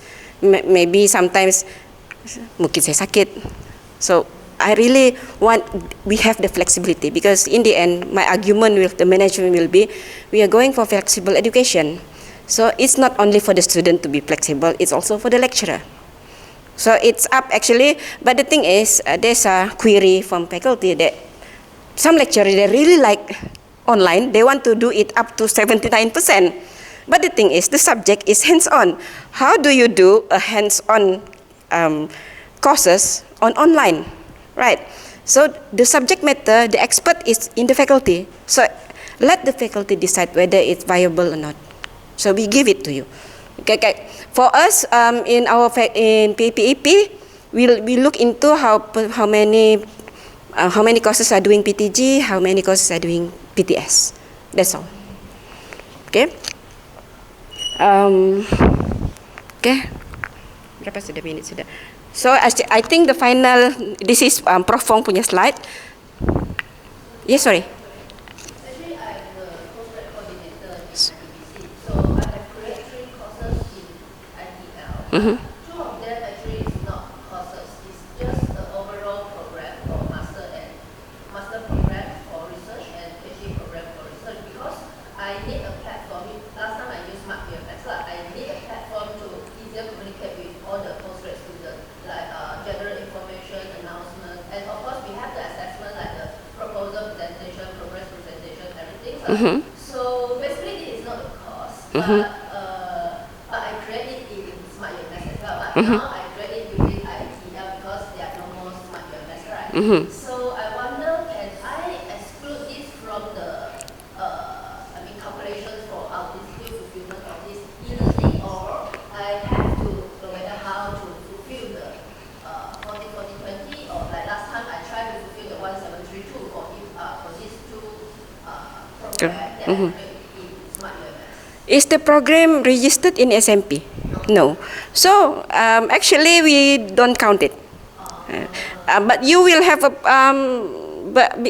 ada problem kita, dia tarik dari SMP kan, not from our courses, bukan dari ITEL kan? Is it from ITEL or from SMP? Kalau macam sebelum ni kita tarik daripada SMP ke Smart 3, untuk ITEL pun kita buat yang sama juga, tarik from SMP to ITEL. Okay, that's why, because the ELNPT, they will look into whatever the courses is registered in the SMP. But yours, I'm allowed to use this system as one of the. you are most welcome. Use the platform. Use the platform, because if everybody use the platform and then suddenly they crash, we have to apply for a bigger server. Betul. Last time when I think in 2018 or 19, I was asking for a new, because our smart tool during that time sangat perlahan. I really had it. Macam if I go to, I would do my work during lunchtime. After I go back after lunchtime masih hang lagi. So I asked for upgrade and they said they underused. We cannot upgrade it because our server is underused. So saya kata, if we with the smart tree and then with our encouragement for us to do the smart tree online, it will crash. I said to them. I think after 1 month the system crashed and then I have to buy a new server. So if you want to use it for education purposes, you're welcome. You just inform us. Just not counted as institute fulfillment, because later if I'm not fulfilled that part, then still you have a problem. Yeah, because sometimes if a person doesn't fulfill the 170, the system there will say that course is not fulfilled the learning. Yeah. That's why usually when I have problem with it, they will go to us, and then actually we will inform kan to the BSM that this subject is not counted for the LNPT. Usually we will go to the faculty if even, but I think your focus there's no problem lah kan. I think there's faculty yang I have problem and we go to the faculty and we ask why, and then we understand actually they have a different system. So we have a meeting with them and we go about it and they can get 100 balik kan during that time. If there's a problem, maybe usually PEP, because we have to save face for our ketua jabatan tau, dekan. Nanti kena tanya kenapa tidak 100%. So before that happen, PEP usually for faculty yang ada problem biasanya akan biasa deal dengan kami. But I think during IBTP no problem, no problem. So, wah, because maybe you ask her nicely. But actually, because it's good for you to use the platform for teaching and learning, even though it's not a subject. We are familiarized with the 173. I know what to upload to fulfill. Actually, the PTG is the same as only the 40-40-20 yang buat confused. But actually, we are still doing the same. There's no changes in our teaching, everything. It's only the numbers in table 4. And we know to make life easier is we just, for the courses, for the topics that we want to do online, you just do 100% online. 100%. So it will make life easier. So then there's another question, because I have one course, a postgraduate course, research methodology course, but this course is actually 100% online course. Okay. The table for actually is fixed by the postgrad center, and then they are giving to all the postgrad coordinators in all the company institute. Their course is actually, if you look at the table for, is 100% Online. Yeah, because some of the students might not be in the campus, they are doing their field work, so it is actually 100% online. For me, the assessment, like the proposal presentation, we are doing it face to face. So is that, like the problem is, because just now the 40-40-20, the 20% of the assessments actually is quite a lot, but for the course, it's actually just 2 assessments. One is the proposal, written proposal, another is the proposal presentation. Just 2 assessments. So, But it's not, because 100%. So I think it falls outside of the PTG actually. So you can, maintain the 1732. yes, yeah, you can, if you don't fulfill the 40-40-20, automatically we will look you into the 1732. So it automatically changes to 1732, or we have to declare first this is 1732. Usually, that is the mechanism that we're thinking of how we can do it automatically. But for now, for the time being, you have to inform your penyelaras lah. Just inform. So we'll take note of it. Sometimes when it doesn't fulfill, this courses doesn't fulfill, I will usually the reason for lecturer to fail the 1732 is salah packing. You know, the syllabus, they didn't put the syllabus in the right place. The syllabus, there's another 4 syllabus there. So they only get 842, actually, something lah. So they fail. Actually, they didn't fail because they uploaded, but not in the right place. Speaking of which, when I explore the ITL, right, I cannot find the synopsis option anymore. Because the 40-40-20. Because, but never mind. So but you still have to put your syllabus right online. So you just put in the materials. Put it in the materials. The 40%. You have that one, or the one of that, the first one you can use in the file.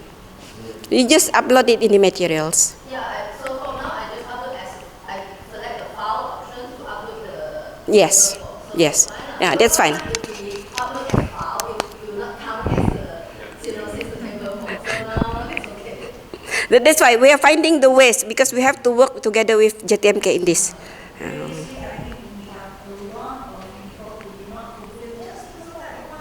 Yes. Now when it's... yeah, but this is a good question, because we can bring this into a meeting with our technical part. Because we PEP, we are actually the person who stand between JTMK, PPKA. So to make things easier, before we give it this one to you, we have to find out from our partner how can they help us on this. So everything we will update with our penyelaras lah. Usually sometimes penyelaras lagi update daripada TDA.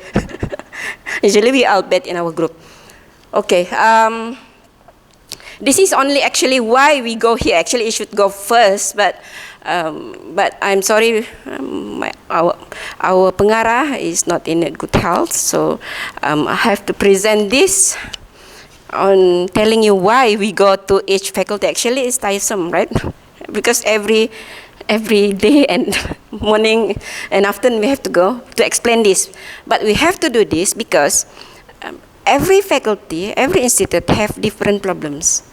If we only do one online, it doesn't cater the needs of each faculty or institute. So like this, we have question like this, we are using it. This is good because I will highlight it to our professor, our pengarah, and then we know how the ITEL is being used as an education hub, even though it's not a subject. Okay, so next one. Brief overview. This is the overview, but I will go maybe 15 minutes only for the presentation. Terus, this is our family, yang small family. Our admin, Encik Wazir, our pengarah, Prof. Fong, Encik Wazir, our staff admin, Alexander and Saidi, and Fazil Juma. This is the operational of e-learning actually. So every semester we have to deal with how many? 2,000 courses. 2,000 courses, not lecturers courses, because sometimes one lecturer have 2 or 3 courses. So every semester we have to deal with 2,000 courses in Smart 3. Me as the timbalan pengarah, my timbalan penyelaras is Encik Amin and Eugenia, but I'm training them so that when my time comes, they can substitute me. They pengganti. That is my career path actually. But the thing is, if you cannot find Prof. Fong, you can ask me. But if you cannot find me, there's another person, Eugenia and Amindin. But yang paling penting actually this person, Encik Zul. Because dia tahu semua. Without him, kami lumpuh. So, Encik Zul, if you have problems, you can ask him. But if he cannot settle the problem, maybe he will go to us. We will help you. So sometimes, I remember one time, I have problem with one lecturer.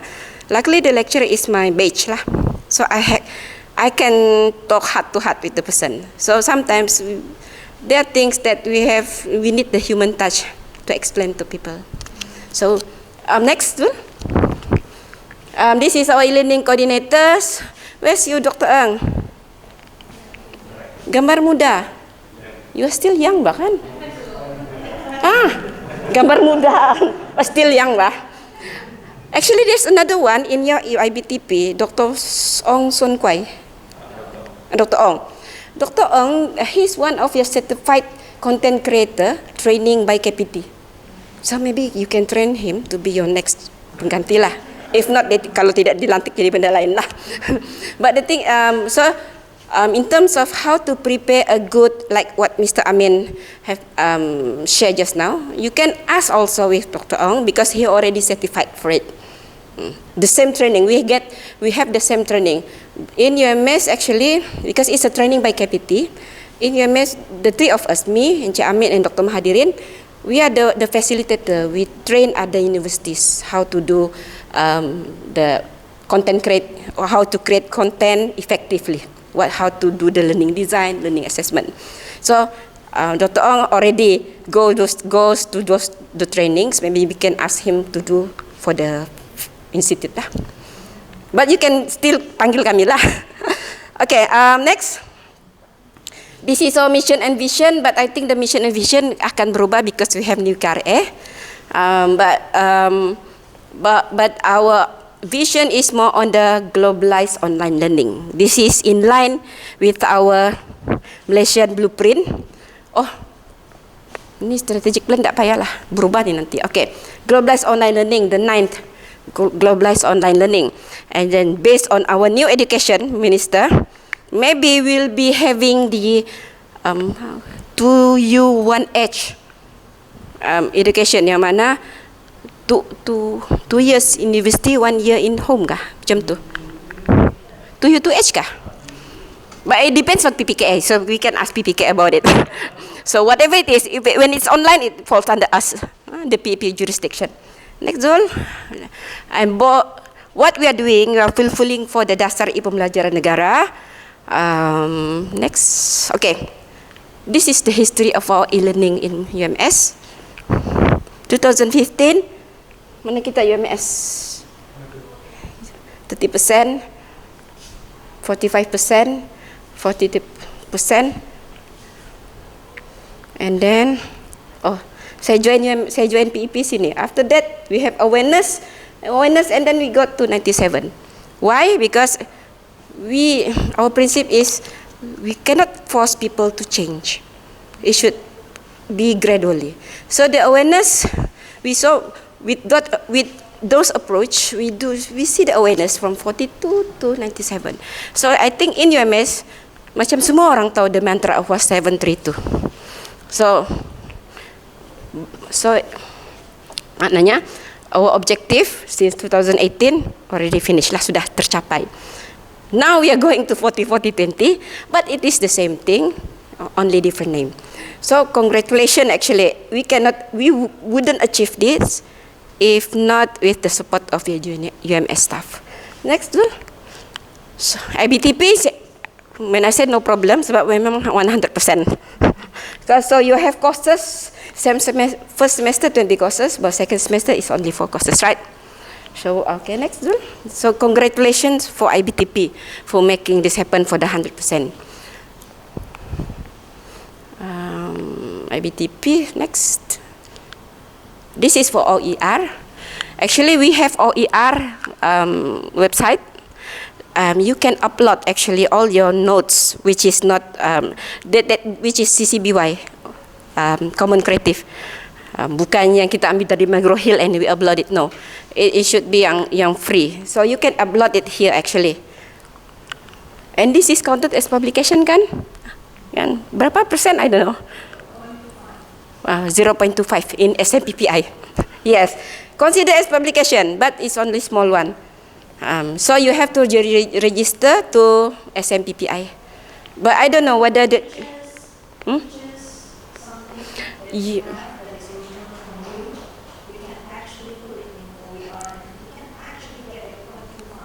Yes. So no matter how many people you give, you can actually apply for the points in SMPI. Yes, 0.25. So someone who is from general publication that you can Approve. your marks. Okay. I have a problem with related to this OER. And we actually have to use our email address to register for this right OER. Yes. But when I try to register, it has problem. Something wrong with it, and I couldn't register it. Okay. And I already sent email to Daniel, JTMK. Yeah. Is it Daniel kan? We nanti we check into it. Dr. Daniel, si Daniel. Okay. And then ask other lecturers whether they have problems or not. Maybe you are the one. Maybe kita buat sekali terus. Okay. MOOC, IBTP ada apply tiada you. Actually MOOC is depends on the faculty. In the faculty they have all their KPIs. How many contribution you want to do on MOOCs. So like IBTP now belum ada. But if you want to do, like have been presented by Miss Eugenia just now, just contact her, just fill in the Google form. And it's easier now since we don't have the garis panduan MOOC lagi. So it since 4 kan, Eugenia, only 4 kan, lecture MOOCs for MOOCs, minimum 4.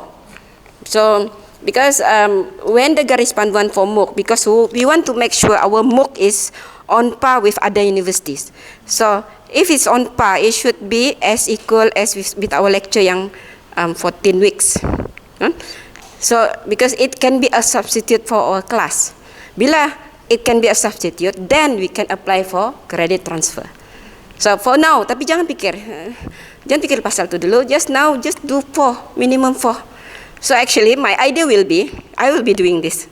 Eugenia. Because we have to substitute 4 classes kan for PTG. So for the 4 classes kan, I'll do it as if it's a MOOC. So I have MOOCs and I have used the MOOCs for my PTG classes. So you're killing 2 birds with 1 stone. Kan? Okay. Next. For this one, actually MOOC for UMS, kita punya KPI is 30. At the moment, we already have 19 kan? 19 kah? 19. So we need another 11 to fulfill the KPIs for the university.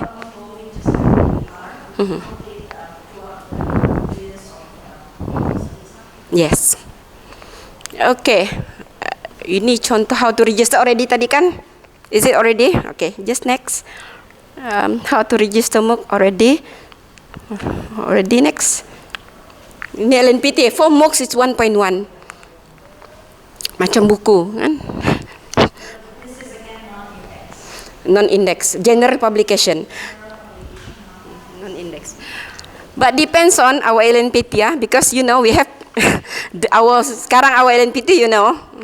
Hewaya kita pun belum isi, but it depends on that because there's a jawatan kuasa for this. There's jawatan kuasa for this, but it depends on the LNPT punya ni lah. Next, Zul. We do have our green room, a green studio, green screen studio in PEP if you want to do recording for your MOOC. So you just contact us after us to do your recording. Actually, it's very fun because I was the first person, I think first group kan, to use the recording system. Is very actually entertaining because then you know whether you are this camera friendly people or not. When we are teaching, you are natural, right? But when you know there's a camera in front of you, you become panic. So it is interesting because like one of our lecturers, actually he only have to introduce us, the objective and introduce us. But we have to prepare him for 2 hours for that because berdiri tidak betul, duduk pun tidak ngam, belum lagi muka berminyak, so everything. So actually that is the experience, but it's good because it's not a one-shot punya recording. You will look into the recording and then you ask, can we record more, can we change? But you make sure your PowerPoint is already there lah. It's already there. Contoh ada kan contoh video?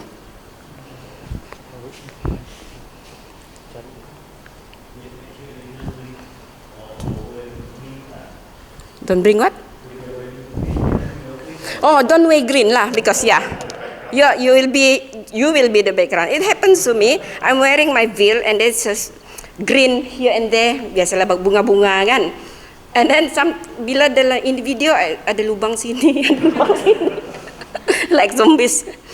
But we will give you all the do's and don'ts when you want to do a recording. Actually, there's we have what you have to prepare before the recordings.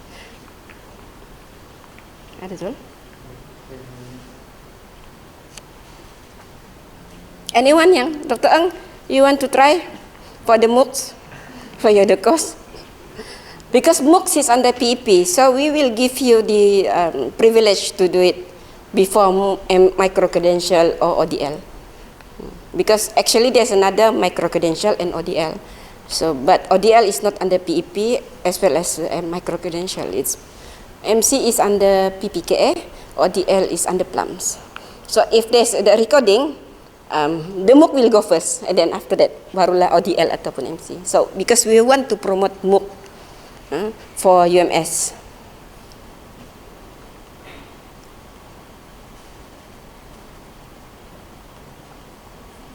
Yang hari itu Dr. Oscar guna tu pun boleh. This is nice. Contoh ya, this example of our lecturer doing the recording for his course. Jadi suara kah? Tak apalah suara tu. Oh dah.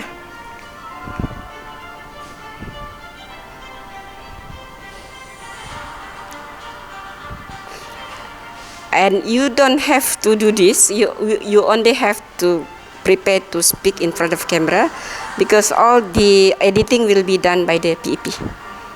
Usually kita yang buat sendiri kan for videos kan, and then you know lah, we don't have the skills to make it like this. So our staff will help you, to do a very presentable. Yeah, this is our U studio. This is actually recording for the ODL.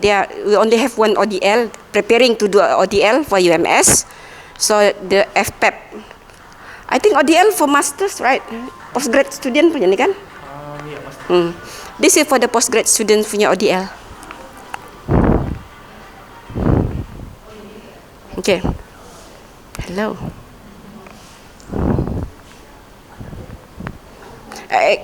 Actually, in front of you, there will be a teleprompter there. So you only have to read. You will make sure that your eyes, like you are doing it naturally, but actually you are reading. So there's a teleprompter there. Okay, sudahlah tu. Okay.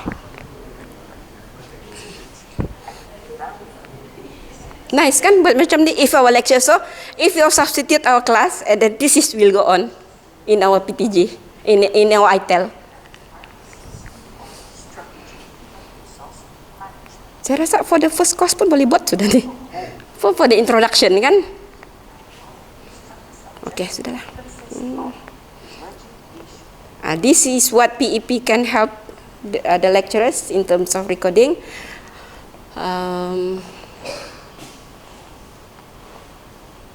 The next one, OER sudah, MOOC sudah. Is there anything yang kita tertinggal? Ini tidak mau lah ni. You don't want to learn about this one kan? Ini dalam pedagogi je ni. Actually, okay. Actually, this is sometimes online ni. They said that people don't want to do online because you feel alone, because you are talking to the laptop, and then there's no response from the students. So what you can do is to engage your student. So you can follow the 9 gagness of instruction. Okay, but for online engagement, like what I've shared just now, there's many ways to do it. But if you are using digital apps, next June, you can bukan tadi yang tadi tu. You can use this wheels of motivation prepared by Dr.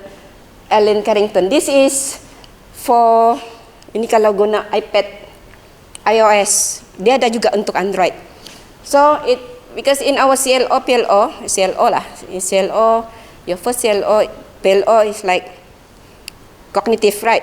Cognitive, CLO, PLO 1 and 2. So, do you want to remember the Bloom taxonomy, or do you want to analyze? So, if your CLO is on analyze, so these are the digital apps that you can use to help you to teach. So maybe you can, actually you can Google it. This one, saya tidak tahu ini version berapa, because the latest version is version 5. Usually I will refer to this to make sure when I do the activities, it reflects with my CLO. So it usually because Bloom is on cognitive, right? So we have PLO 1, PLO 1 and 2, you can use this one lah. Because actually for Cradwell punya, if you have PLO what? PLO 4 kah for communication? 5 for communication. So communication online is through discussion. Maybe they have to present something. So it depends. Your activity online, student engagement, should meet your CLO, your PLO. So this is the wheel that will help you. What are the digital apps that you can use? Actually, a lot of it. But the simplest one is I have been using for discussion is my Wakelet, and then the other one yang Prof Pong suka guna tu apa? Padlet. But Padlet sekarang very stingy lah. Last time I got 21 because I'm the early adopters. Now you can, if you only have 5 to create the for discussion. So maybe we can ask the JTMK to buy for us lah, because Padlet is good. But another venue we can use Wakelet, still free. Usually I use Wakelet online when I want students to introduce themselves. I don't want them to introduce in the class. It will take time. Like me, I have 80, 100 students. It will take maybe half an hour of my class. So what they can do is, as a student engagement, they have to introduce themselves in the flip grid. Okay, there's a video, they have to introduce themselves. But my students, my first year student, I remember, they asked me, Ponsalmi, can we use TikTok to introduce ourselves? And I said, I don't have a TikTok account. So in order to engage with them, I register for TikTok and I can see whatever TikTok is all about. But it can make you addicted with TikTok lah, susah juga. That's why I think the young generation like TikTok. Okay, but you can use this as a guidelines for you to teach. Okay, next, Zul. In PEP, our principle is learning design first, technology second. It's not about the technology, but how you design your courses. So you are the master of your subject. You are the one who will deliver your courses. So you make sure whether what you are doing is comply with what you want to do. Not just follow orang buat padlet, you want to do padlet. No, it depends on you. And then you can justify, because you will say that I have to do this because this is in my ACLO. Bukan sebab, why do you do this? Orang lain buat. No, we cannot do that. Because we are moving towards quality of our teaching and learning. Okay, next. And the TEL practices in UMS, actually this is in TELCOP, UMS Edu and My.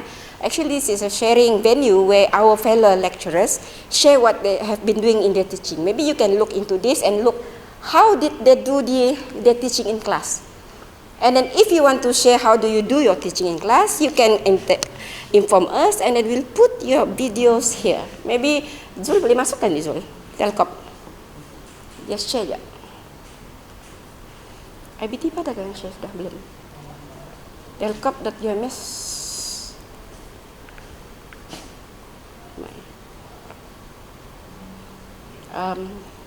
Sharing practice mana-mana aja. Ada kah tuh? Is this from sini kah? Oke. Seperti sudah pension bahkan Prof Charles nih. Belum kah? Masih lagi? Oke. Tuh. Ya itulah, that's why this is sharing actually how you do it.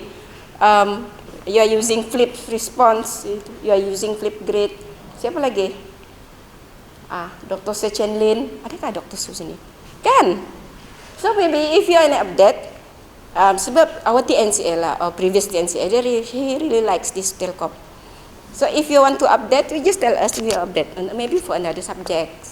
Okay, because our colleague from other faculty, maybe our other program, maybe said, I don't know that we can do that. That this is a matter of we are sharing what we are doing. We are not bragging what we are doing, but we are sharing that we can do that, this by this. Like when I teaching OSH, kan? There's an activity when face-to-face. It's a very interesting activity. I call it an amazing race, in which each group have to do activities to find risk hazard in UMS. And it's very interesting when you do it face-to-face. But online, how do you do it? Because our student is not here in the house, but they still have to know what is risk, whatever it is, right?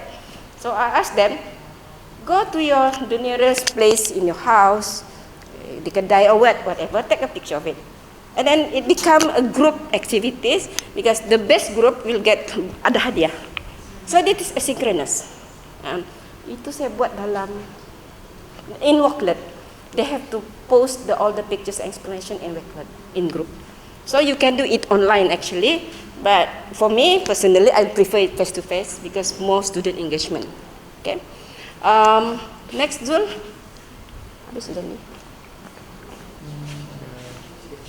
Dah sudah ni kan? Habis dah. Tel practice. Yang ini pasal our student. After this, actually we have a student guide. The latest one is the 4th edition actually, but it will supposed to be online, but we have problem with the EISBN. So, but the third was online. So sometimes when students don't know how to do this, you just let give them to read this one, the student guide for Smart 3. Okay. I tell belum lagi ada. Okay. This is a new thing because we have OER, but another one we have IOER. IOER is for those disadvantaged, the OKUs. How we prepare our slides so that with the hearing impact or those who are blind can understand our lecture. So actually, I think in UMS only berapa orang? 7 Eugenia? 5? Yang IOR from UMS. This is only 6 of us kan? 6 or 7? I think less than 10 people are trained for this. So we just kita hold this one first. Kita tidak wajibkan dulu. Nanti marah orang. Satu-satu. But this one we are going for this because UMS is the university who initiate this from Profong lah. This policy in the national level. This is become the kertas policy from UMS. Okay. You can actually in our website ada PPP. Next one. This is our publication. The garis panduan pembelajaran teradun, we are updating it at the moment because during the last meeting there are few changes. But during the TOT nanti we'll give this copy to the to the participant. Next one. Okay, this is our ready assistance. Even this pun look like Zul already. So last time we have Nora, but now we are on the left with Zul and we have Faiz. Yeah. Nora tidak sudah. Dia lepas kahwin dia pindah. Okay. So anything you can contact us, you just message us. If it's is something that you need to deal with person with yang susah mau diurus, you can simply contact me. And I will try my best.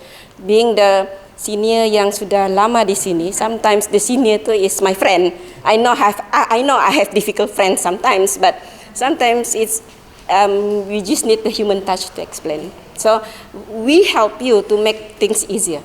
So our PEP, what we want to do is, if there's a problem, you come to us and we try to solve it together. Okay?